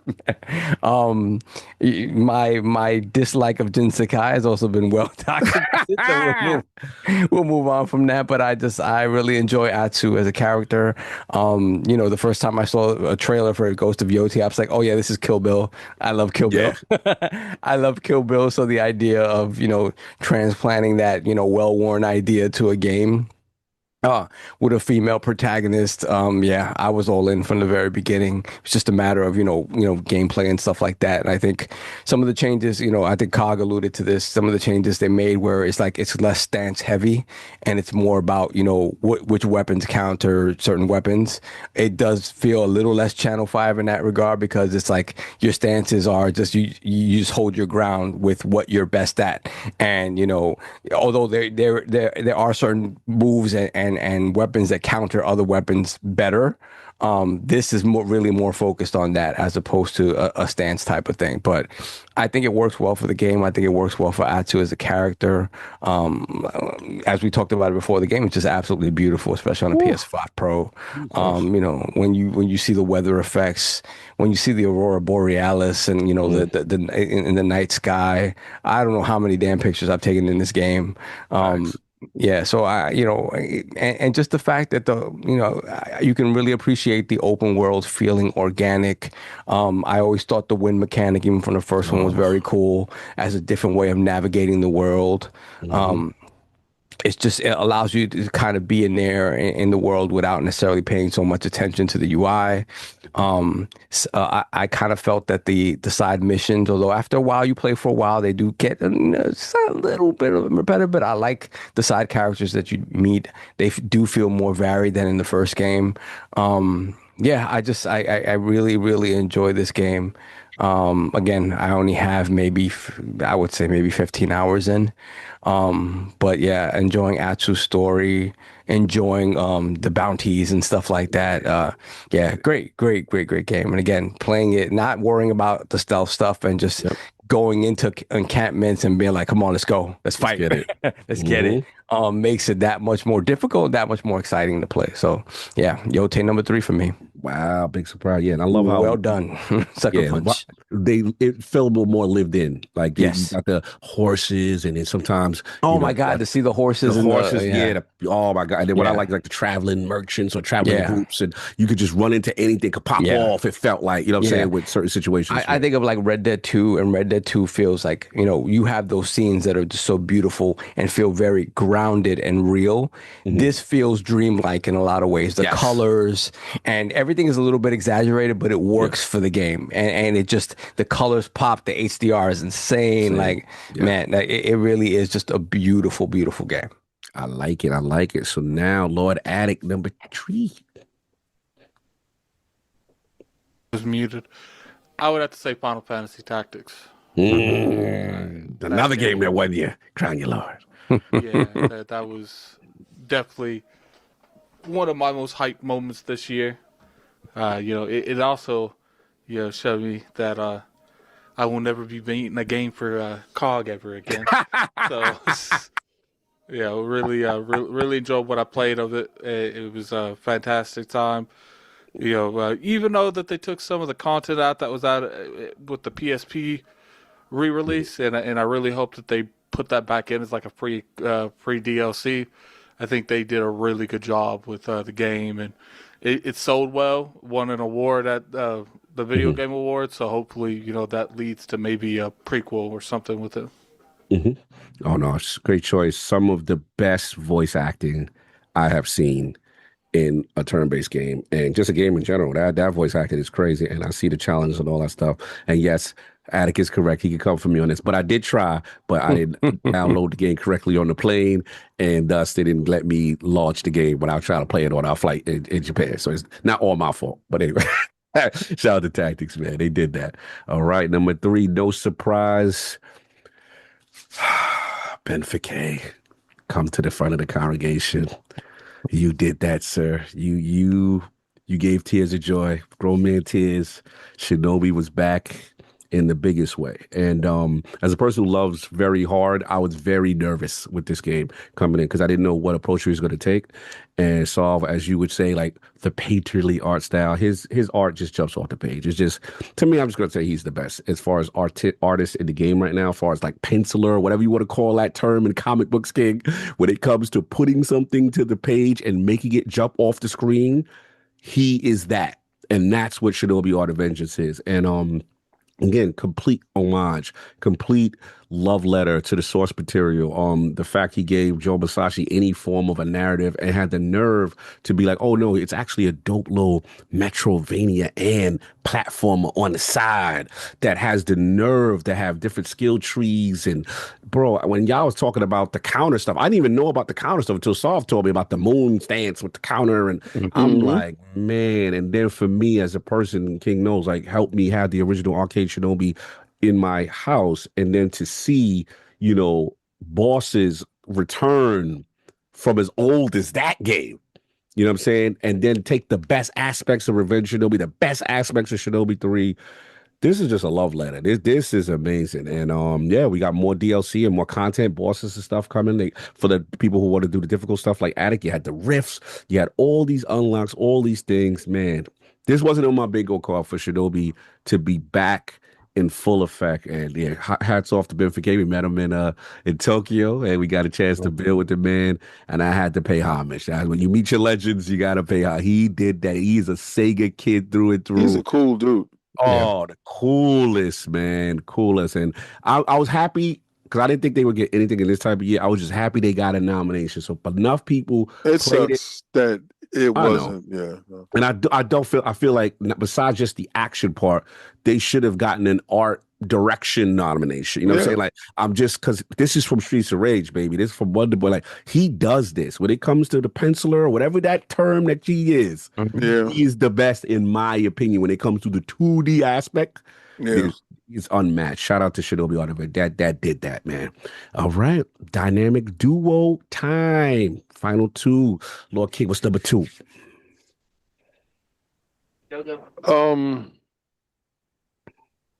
I know nobody has this on their list. Sure, let's baby. Sure. And I'm purposely not using like a lot of their stuff, right? Because I'm just showing you the aspect of so many things that came out this year. We're living in a time where there's such an abundance of great titles. The renaissance of gaming could be now, but it's so just marred in so much negativity that we don't really get a chance to see these gems. Ninja Gaiden Ragebound. I like that. This is the year of the ninja. based upon the year of us going to Japan and no holds barred. I was nervous for this title based upon Ben Faket's his pedigree. I knew he was dropping his side-scrolling ninja game, and it came out in close proximity of each other, and it forced you to pick a side. Pick a side. And my side is no side. You just buy both. You figure it out. Mm-hmm. It reminds me of the Super Nintendo, but don't. I mean, not the Super Nintendo, the Nintendo. Yes. Yeah, it is, yep. But doesn't. It was a harder game. But this game, these are the type of games I like to play on my handheld, right? Mm-hmm. And that 2D, 16-bit, 32-bit era, I don't think we exploited it enough. And it's so good and gratifying to see these consoles go back to that era, because we have the power and the technology to maximize what these games can do. And it looks beautiful. It's a beautiful looking game. It will test your dexterity the same way Hollow Knight will test your dexterity in getting past certain levels. And it uses the ingenuity of the level. Like sometimes you will be attacking a board going from left to right, and you will have to do the right to left or do it vertically. It's a wonderful game, and I'm just want to highlight it based upon what it brings to the table. Facts. I'm glad you did. We got to give it its love. And shout out to Sega and them working together on like a joint advertising thing. Yeah. I thought that was super dope, man. Yeah, I can't front on that. The story, even Attic was playing the chick, and then he's an understudy of Ryu. They had the little narrative, all that, man. Shout out to Rage Bound. I got to give him his flowers. Lord Saab, number 2. Joe Musashi, come to the front of the congregation. Can't believe I have it higher than Cog. I can't believe it. It was tough, man. It's tough, man. I had to be honest with certain things, but yeah, for sure. Yeah, man. This to have a Shinobi game. Shinobi doesn't have any business being this good. We love Shinobi. We love Shinobi. Shinobi has a place in our heart, has a place in the history of gaming and action platformers, particularly arcade action platformers. Shinobi 3 is a stellar action platformer. But overall, they're pretty stiff games, right? They're pretty stiff games. And not, when you think of platformer, it's not a Mario-esque platformer. It's pretty stiff. Shinobi 3 is the one that added more animations, made you feel so much more like a ninja. And then Art of Vengeance just takes it to the next level where they again, the word painterly, this beautiful, like, fluid art style that just reimagines Joe Musashi, almost like a comic book, and just the fact that this story connects with past Shinobi games. You have past Shinobi bosses showing up here again. I was like, what is this? What kind of, in what world do we get this level of love letter to Shinobi in 2025? But, Ben Fakey and Lizard Cube did it. They really did. I was just, impressed with this game at every turn, whether it was the platforming, whether it was the light Metroidvania elements, whether it was like the combat and how varied it could be depending on, what kind of powers you wanted to enable. Again, I was just impressed with this game at every moment, and the idea that they gave this overarching story to Shinobi, and even though it was very boilerplate, hey, you murdered my whole clan, I'm coming for you. Like, that's fine, that's all you need. You don't need Joe Musashi to be talking. Grunts are fine, and it's just beautiful gameplay, beautiful art style, all distilled down to a package that is very beautiful, is very unique, it's very in depth, but at the same time, it is very simple still. And I think anybody can look at this game and be like, wow, I want to try this. I don't know what Shinobi is, but I want to try this. So yeah, I just enamored with this game. I was excited to play it. And you know, when we saw it, I was excited. Then I was excited to play it. And as I'm playing it, I'm like, I can't believe this game is this good. And I'm like, Bro. when you have to step back from it, you're like, am I capping because I love this thing? Am I capping? And I'm like, no, I'm not capping. It's good. Like, you know, Facts. King mentioned Ragebound. Ragebound is an amazing game, an amazing game.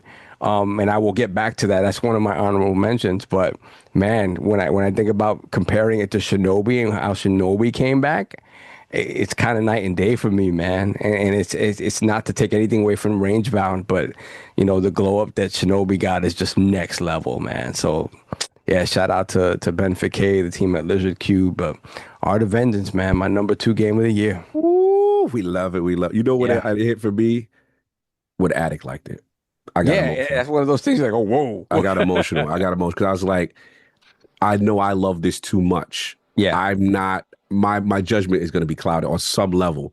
So when he said, "Oh God, bro, this would have been if a certain other games that come out, this would have been my game of the year." I'm like, Yeah.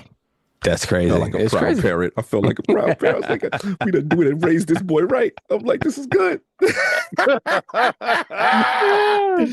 It's true because you always want your friends to love what yeah, you you want your love. friends with you to love what you Yeah, love. So yeah, right. I get it. I get it. You know what I'm saying? But it did mean a lot when he said that. And Q, I guess I installed that correctly. So, Oh my! I'm clearly got to play and, tactics. and you know what's funny? I actually had to play that around other people's schedule because I didn't have the code to the game itself. Yeah. Yes, he's coming for me. He's rightfully coming for me. It's all good. I got to pay that tactics debt back. I owe you. #2, sir. Lord Addict. It's got to be Silk Song. Ooh. You know, here's the thing. We know what the #1 is, but the two best games I played is #1 in Silk Song this year. It's just nothing even comes remotely close to them. Like not even on the same level.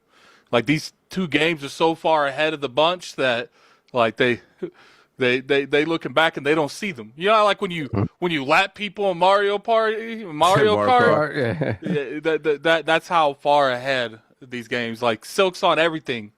The art style, the pacing, the story, the gameplay, the unlockable things, the trolling. I have a clip on YouTube where I sat on one of the fake benches and like the thing came down and hit me, and then I was like, "That's bull." I'm thinking that's like a one-time thing. So I sit down again and it kills me, and I'm like, I literally got up and I'm like, I'm done. Like, and I streamed that like 9 or 10 times. I was streaming all the way when we went to Japan, and I haven't had a chance to go back to it. But that game was just such high quality. It was unreal.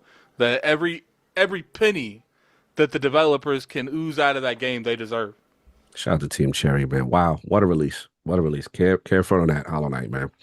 So yeah, #2. What was the game? Dethroned my beloved Shinobi. And I had to be honest. I was like, easily Shinobi could be what these three are interchangeable by 1 through 3. Yes. You know what I'm saying? Yeah. I know what you're gonna say. But I was like, you gotta keep it real. What I look at my hours. What is the game that it's telling me based on my gameplay that I'm playing the most? Shout out to Warhorse. Shout out to Kingdom Come Deliverance, man. Fortune favors the bold. That is the purest of pure RPGs I have played. And I'm gonna be real with you. I think me and Maddie had this talk. We got Toby early, right? We caught them on they listened to my demo mode when they coming out with KCD1. And at the time, they were considered the Skyrim copycat, but like realistic, but not based on magic and not based on any, spiritual stuff. Can't be a copycat when you do it better. We got to have a conversation that Warhorse has now lapped everyone in terms of pure RPG sensibilities, skill check, and then we talk about realism, eating, sleeping, smelling.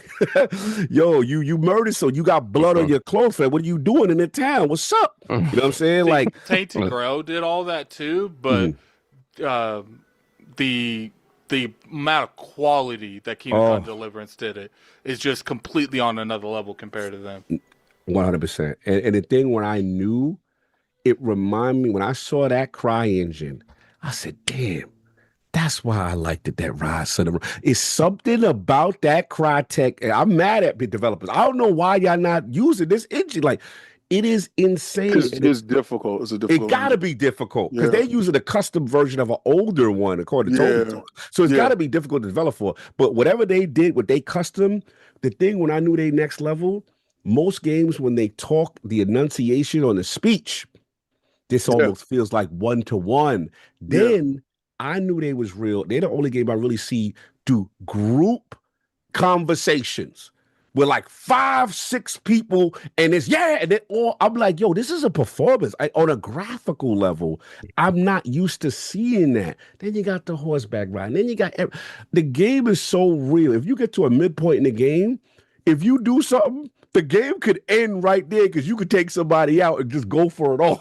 And I was like, yo, this game is next level. It is truly. And then let's not even talk about the voice acting between Henry and Sir Hans. And this is next level stuff. Yeah, this in any other year, this is a game of the year kind of thing. So 1 and 3 are interchangeable for me, but I gotta shout them out, man. I know y'all in y'all feelings, y'all didn't win certain awards, but let be clear, the real ones know.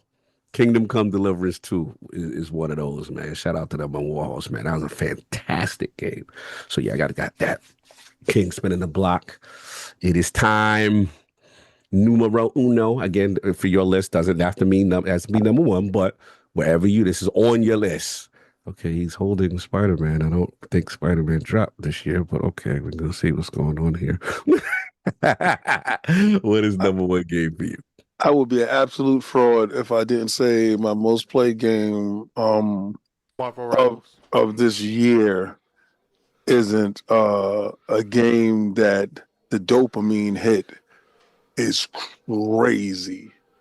I play this game. I try to get Addict to play with me all the time. Pause.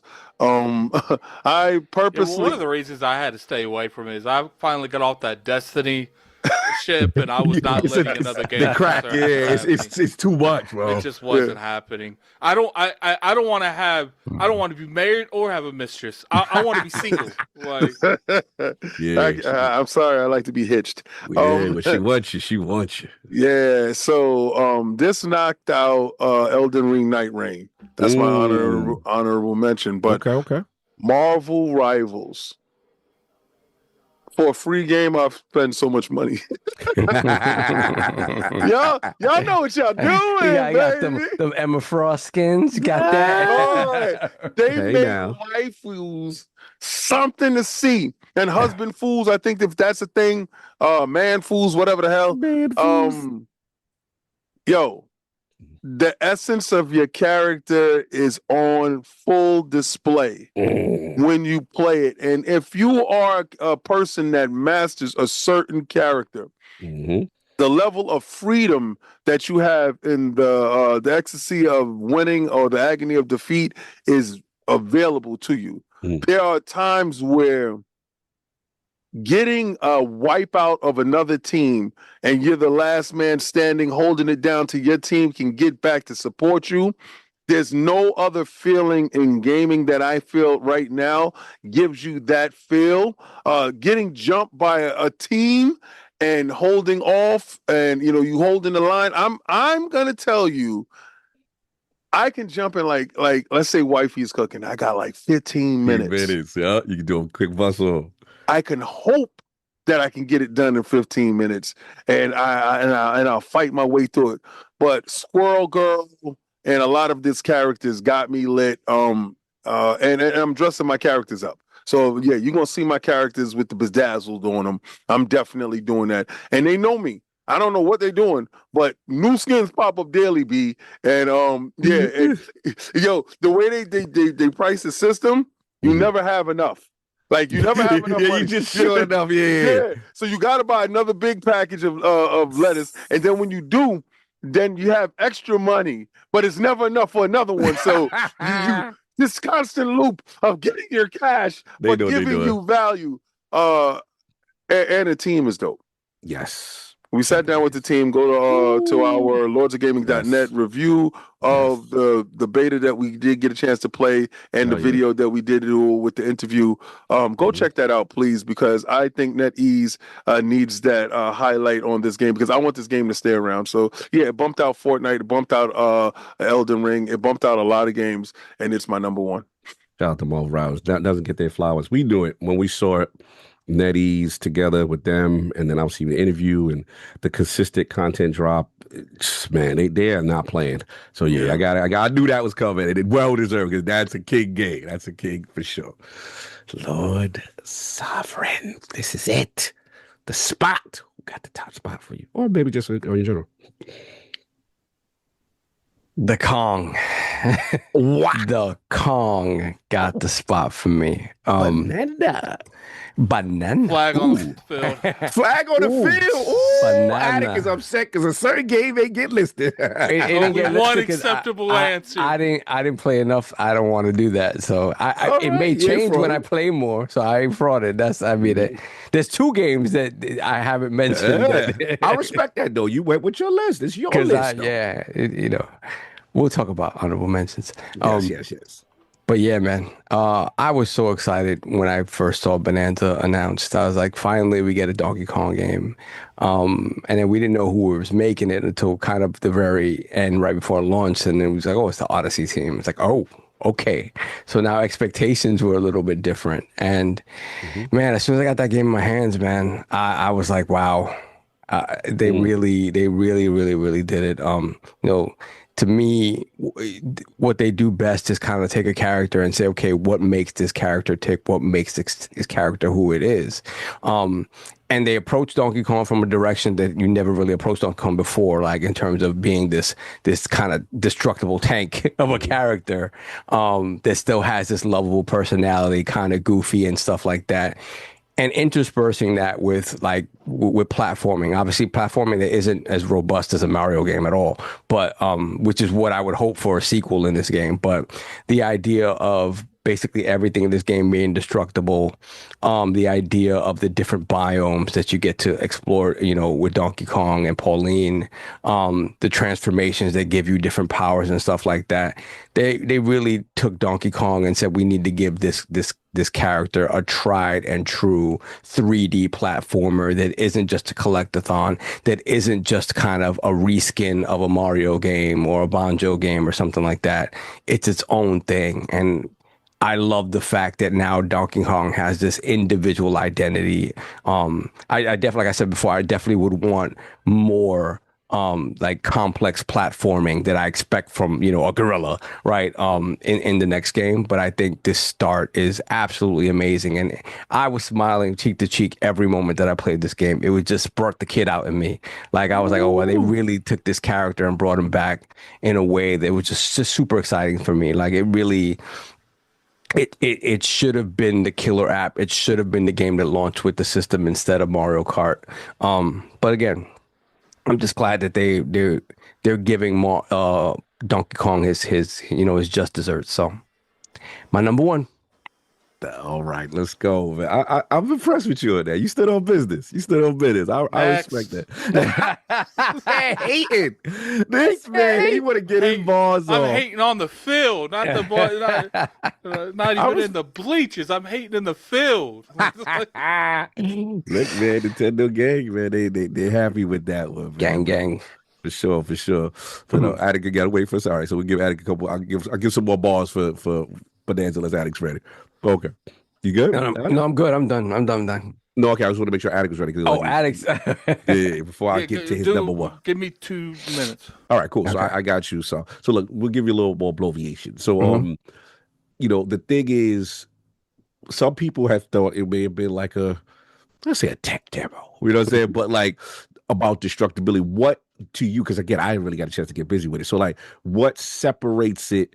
That people have that misconception, like me, and be like, "Yo, it's because what takes it to what's game of the year number one?" In a lot of ways, it is a tech demo, right? Mm-hmm. But it does that thing that, like, it made me feel like Nintendo figured something out that other people haven't. Like in the past, when you first time you see Mario 64 or something like that, or the first time you see mode 7 or something like that. When you go underground with him, right? Mm-hmm. They had to figure out all the different camera angles that you can approach this from. They had to figure out angles that you could see him from to be able to see the destruction that you're doing. So you're just not blindly going into places, right? So there's a lot of work that went into figuring that out. And then you also have to take into account he can destroy just about anything, right? Mm-hmm. But again, there's still a certain structure to each biome that he Right. can't completely break it down to the ground, right? Right. So it does have its limitations. Mm-hmm. But I just think that for Nintendo to look at Donkey Kong and instead of saying, oh, we're going to make a Mario clone in 3D, they said, no, let's figure out who Donkey Kong is and start going that route with him. I think it's a great first step. Mm-hmm. Like I said, I want more tried and true platforming from a Donkey Kong game, and we got some of it here, but not as much as I'd like to make it more of a balanced thing. Because after a while, the destructibility stuff does get a little tired, right? You just breaking through everything. It feels good. It feels fun to kind of punch through things, and then as you get stronger, you can punch through different types of terrain that are tougher. So that's just satisfying to me. It's that little kid thing. Like it's like, oh damn, I didn't know I needed this. Like I didn't know I needed this stress relief. And Nintendo's very good at that. So in that, I feel like it encompassed all the things that I love about Nintendo games, where it's that wonderment of like, oh wow, I didn't know I needed the same way when I played Breath of the Wild for the first time and Link steps out on the Great Plain. Like, you know, it's that's the feeling I got from it anyway, you know, because I love Donkey Kong and we haven't had, you know, Donkey Kong 64 is not the move, man. Yeah, it's not the move. So, shout out to Bonanza. Also, shout out to Lost Game. They rave about Paul Lead as well, you know, the performance and stuff like that. So good choice. Lord Addict, I don't think there's going to be any surprise here for your number one game of 2025. Yeah, it's Claire Obscure, Expedition 33. It's not even just my game of the year. It's my game of the generation and my game of the year. Even if they use AI slop? I've never said nothing about that. They just lost the Game of the Year award because of it. Unbelievable. That's crazy. Like, give me your title back. They won the only one that mattered, really. So yeah. Who cares? They lost the Indie award. Wow. I mean, it's not my fault they did it. It's like, look. Some people say that's a more reputable system. And the crazy part is they did that, and I bet you there's people in that, other people on other indie teams that's using AI to write certain scripts, to write all kinds of other stuff, but we just focus on one individual, one company. One person came out and said they did it. Okay. Your point. So I mean, I'm doping. When it comes down to it, it's just like the story's there, the gameplay's there, the overall atmosphere of the game's there. They have really good characters. They had such good voice acting that, like, essentially the whole staff was awarded, was nominated for performance of the year. It's just like, look, like, you know, rarely get gems like this when it comes to, like, especially turn-based, and the fact that, you know, it had such high quality, and what's it do to AI though? On top of all that, you got to look at it like the standpoint of like what it told the industry. It's like all these AAA people, be saying stuff over and over again on, you know, bloated cost in terms of what our budget is. It's like, and we made a game of the year over all you guys' stuff for a fraction of the cost. AI do that to you. So, you know, it is what it is when it comes to stuff like that. It's just, you know, the game deserved every award it got this year. You know, it was so big and the quality was so high. People were debating on whether or not you should call it an indie game. No, listen, man, it was a whirlwind. This game was unbelievable, and reminds me of Barry Bonds in his prime. You funny, but at least they were honest about their usage. That's what I'm telling you. You know what? Tell the truth, shade the devil. You know, tell the truth, shade the devil. Let the world know what you're doing. And they said that months ago because people just found about it now. Yeah, they've been on that. Yeah, they just said for some reason Jason Schreier didn't know. I don't know what that's about, but some people know and don't want to say anything. They pick favorites. I don't know. But had it been an Xbox game, we would have known. You funny. Anyway, but yeah, just to piggyback, number one for me, man. Yeah, for those who come after, what a special game Expedition 33 was for me. Then we knew it looked good. I remember seeing it. Me and King, I tapped King next to me sitting in the theater. I'm like, oh, what's that? I was like, Xbox got that? What's this? You know what I'm saying? And we was just like, any Game Pass, something looking like, and I thought it was just some typical, over the shoulder style game that, and then when I saw the turn based, and I remember hitting Attic goes, oh my God. He's like, it's turn based, Kyle. It's turn based. So we like, okay. So again, we thinking just for us, it'll be cool. But to see the effect that this game has had on people who do not care about JRPGs. Right. For people who will sit there and say, wait a minute, you're going to throw a little bit of souls on this, a little dodge, a little parry, you know what I'm saying? And then I'll never forget, like Act 1 and the prologue leading to it. I was like, this is the most depressing world I've ever seen in my life. I was like, this is awful. I was like, why everybody got flower rope chains? And that means it's it for them? Like, this is what we doing? Like, yeah, the start of that game was like, wow. And then I'm just listening to that music, and I'm just like, bro, they found your man off SoundCloud. This man's about to get a Grammy. How amazing this is. It was. He was able to play with the orchestra. That's not that is a very unnormal thing I've seen. Like, the actual person that did it, because normally it's like, look, give us the sheets. We're going to have these people do it because they're used to doing a performance in front of a big crowd. Bro, he's like, nah, I'm doing the solo. Shout out to I forgot her name, the voice act. I mean, the singer.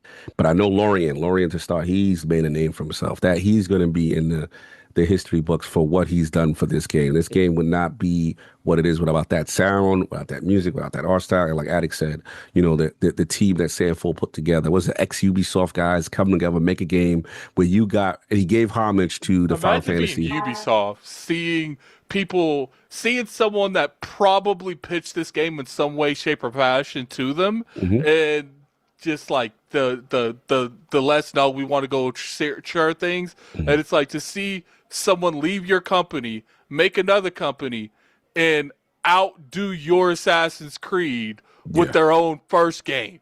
It's crazy. It's crazy. Like, this game had me on the edge of my seat throughout the whole thing. Crazy twists, multiple endings, all quality.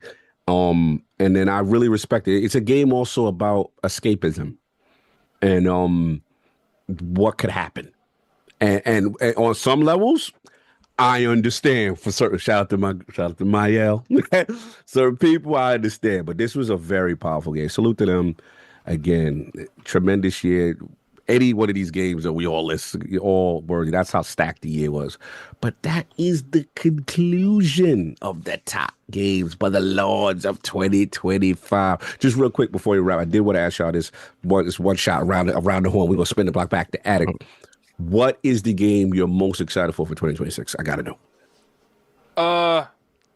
Probably Fable. If Fable's actually coming out next year. I knew Fable was doing Fable. Probably that. If it's not that, I couldn't really tell you. I only see Fable at the moment. That's all he got. Yeah. Sov, what's your highly anticipated game for 2026? It's boring as GTA. GTA, baby. All right. Finally. All right. Let's see if it makes it. Who's a rock star, dude? This makes sense. Yeah. What about you? What's the crazy lie? Xbox outside too. You know what I'm saying? Yeah, they have a ton of stuff. My most anticipated game hasn't been announced yet, so I'm gonna go with what's been announced yet. Okay. I'm really looking forward to hardware too. So Wolverine. Wolverine. I'm a Marvel dude. Don't ever get it twisted. The fact that they're cultivating. Did you say that's getting delayed? Yeah. So what? They said it's coming out next year, right? So I got to go by what they say until they say something different. Uh, until they be like, no, sir, next year. I'm like, okay. Like, As of now, as of yeah, again, I got you. I got delays happen every day, B. you stupid. It ain't like that thing wasn't supposed to be out a long time ago. So what's up? Oh You know, man. what's another 6 months? Who cares? Right? Another week, two. Mhm. I don't care. Just get it polished, get it right, get it out. Mhm. I'm a huge supporter of anything that's Marvel. I brought the Avengers game, so Mhm. and I tried to keep it alive. Mhm. Nah, Wolverine. All right. Okay. Without a doubt, I want to know what Logan's up to. No doubt. I'm Or going to. James Howlett. Stupid. Okay.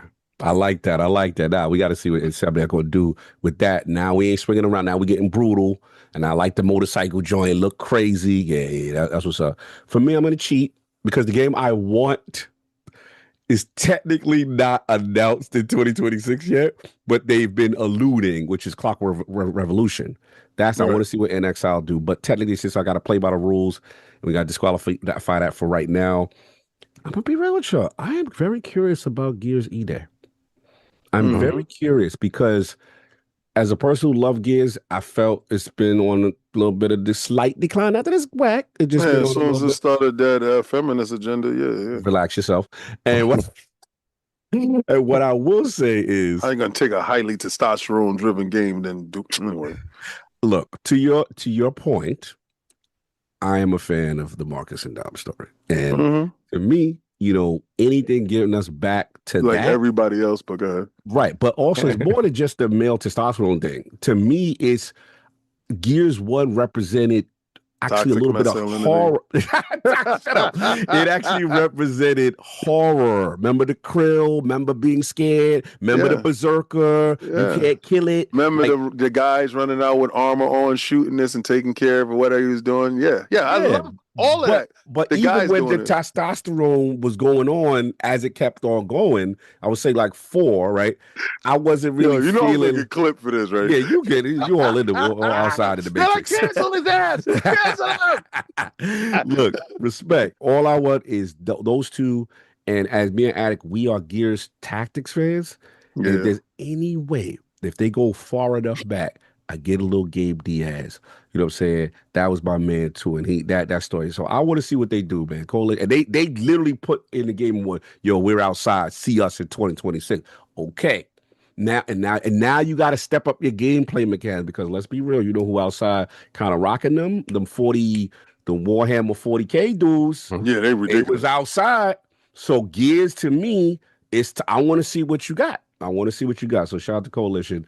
That's all I got here. But anything else as we wrap this up for 2025, giving y'all some bonus content in the realm. Yeah, real quick, the honorable mentions. Honorable mention. Yeah, my Wait, bad. Space Marines 2 came out this year, right? No. That was the year before, yeah. Okay, But they cool, dropped cool. another old one. The part 1 was Xbox exclusive that got Yeah. remastered. That Yeah, came to no, I'm just making sure because my time, my backlog will Yeah, it's have me in crazy. It's different crazy. years. Yeah, fact. Solve, you correct. What's your honorable mention, sir? Ragebound, Metal Gear Yes. Solid Delta, Yes. and KCD2 and Clair Yes. Obscure. Just not enough time in those games. Both of those games came out in the beginning of the year. Not a good time for me at all. Yeah, so I did not get as much time with those games. So once I played and finished those games, whatever that is, my list might change because I like your honorable I mention. enjoyed what I played of both of those games thoroughly. And then Ragebound again is that Hell yeah. that's my stuff. And to go back to MGS3 and a nice Unreal glow up. It's very pretty. It's very clean, and it is that game. Like there's not much change to it. That's good to see. So it was like that. it's with MGS4. Let's see if that happens. Yes. Attic, I need some honorable mentions in 2025 that we may have missed out that you still want to give some love to. Hades 2, Yes. actually. Arc Yes. Raiders, definitely. Yes. I actually really enjoyed that. Marvel Rivals almost went Hell on my yeah. list. King is pretty proud. That was pretty fun. I will say Ragebound, from what I played of it, was fun. Ninja Gaiden 4, The Yes. Outer Worlds 2. Yes. Oh, Outer Worlds that make your list? Nah, there was little things about the game that it was a great game, but it just like there was games that's just better this year for me. I would love to put Avowed on that list, but I can't. The Outer Worlds would be on there twice before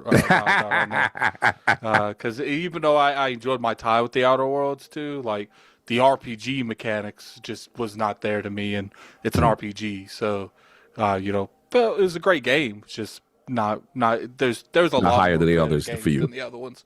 So that's it from honorable mentions. King, honorable mentions 2025. Did it hit the list for you? Night Rain. I can tell you more games that I didn't get a chance to play due to time constrictions and backlog clear outs. So again, it's just like the never ending story when it comes to me. So I'm a man out of time. I'll be telling you a game that came out this year and it came out 2 years ago. So don't pay me no mind. No doubt for me. With a shout out Marvel Cosmic Invasion. Yeah, man, that was up there. Super. I had that on that list. I wanted to put it down. It's like, man, super dope. Obviously in lieu of the news, Battlefield 6, y'all. Battlefield was outside. Yeah, how we don't even give Battlefield. Yeah, Battlefield was outside. Let's give Vince his flowers. Oh, you know why? Because we ain't picked no Call of Duty stuff, so we already know how our gaming joint is. Yeah, you know what I'm saying? As far as the multiplayer, we probably is not in the multiplayer bag as much as we used to when we were younger. And then final little shout out, which I just beat like a day or two ago. Terminator 2D, no fate. Bro. For my little, yeah. So yeah, they did that. They did that. They You know what did. I'm saying? I really enjoyed my only gripe with it is just that it's I don't feel like there's enough filler in between the movie stuff. I love the fact that they added stuff that we don't see in the movies, but I just think the stages themselves in terms of gameplay, like that, I just feel like the regular like enemies are too easy, and then the bosses can get a little too difficult, and it just kind of feels like they didn't fill it in with enough stuff for you to kill and do. Like I really wish they would have made it more like Contra, right? And added that much more enemies, because it's kind of slavish to the movie. Yeah, they're forced to the movie. Yeah. I agree, which limits the amount of things they could really do. Yeah. But I will say, I want to shout out the hospital boy was wild crazy. I like that. No, the stealth. The stealth with T2 running around that hospital. Son, that put the fear God in you, son. When he get the locks in on you, it's all right. But anyway, it's all year for 2025. Want to give y'all some content. Got one more thing popping up on the list for you, but we wanted to show y'all some stuff, and we appreciate all the support again on Iron Lords Podcast, the Patreon, and of course the new venture with Lords After Dark Insider Gaming app. Go subscribe. Go put it in Insider Gaming app, and the Lords After Dark will be there on your Apple, on your store, and your Google Plays and all that good stuff. Anything else, Attic? We got anything before we go? We good? Nope, that's it. All right, guys. Everybody enjoy. We out. Peace.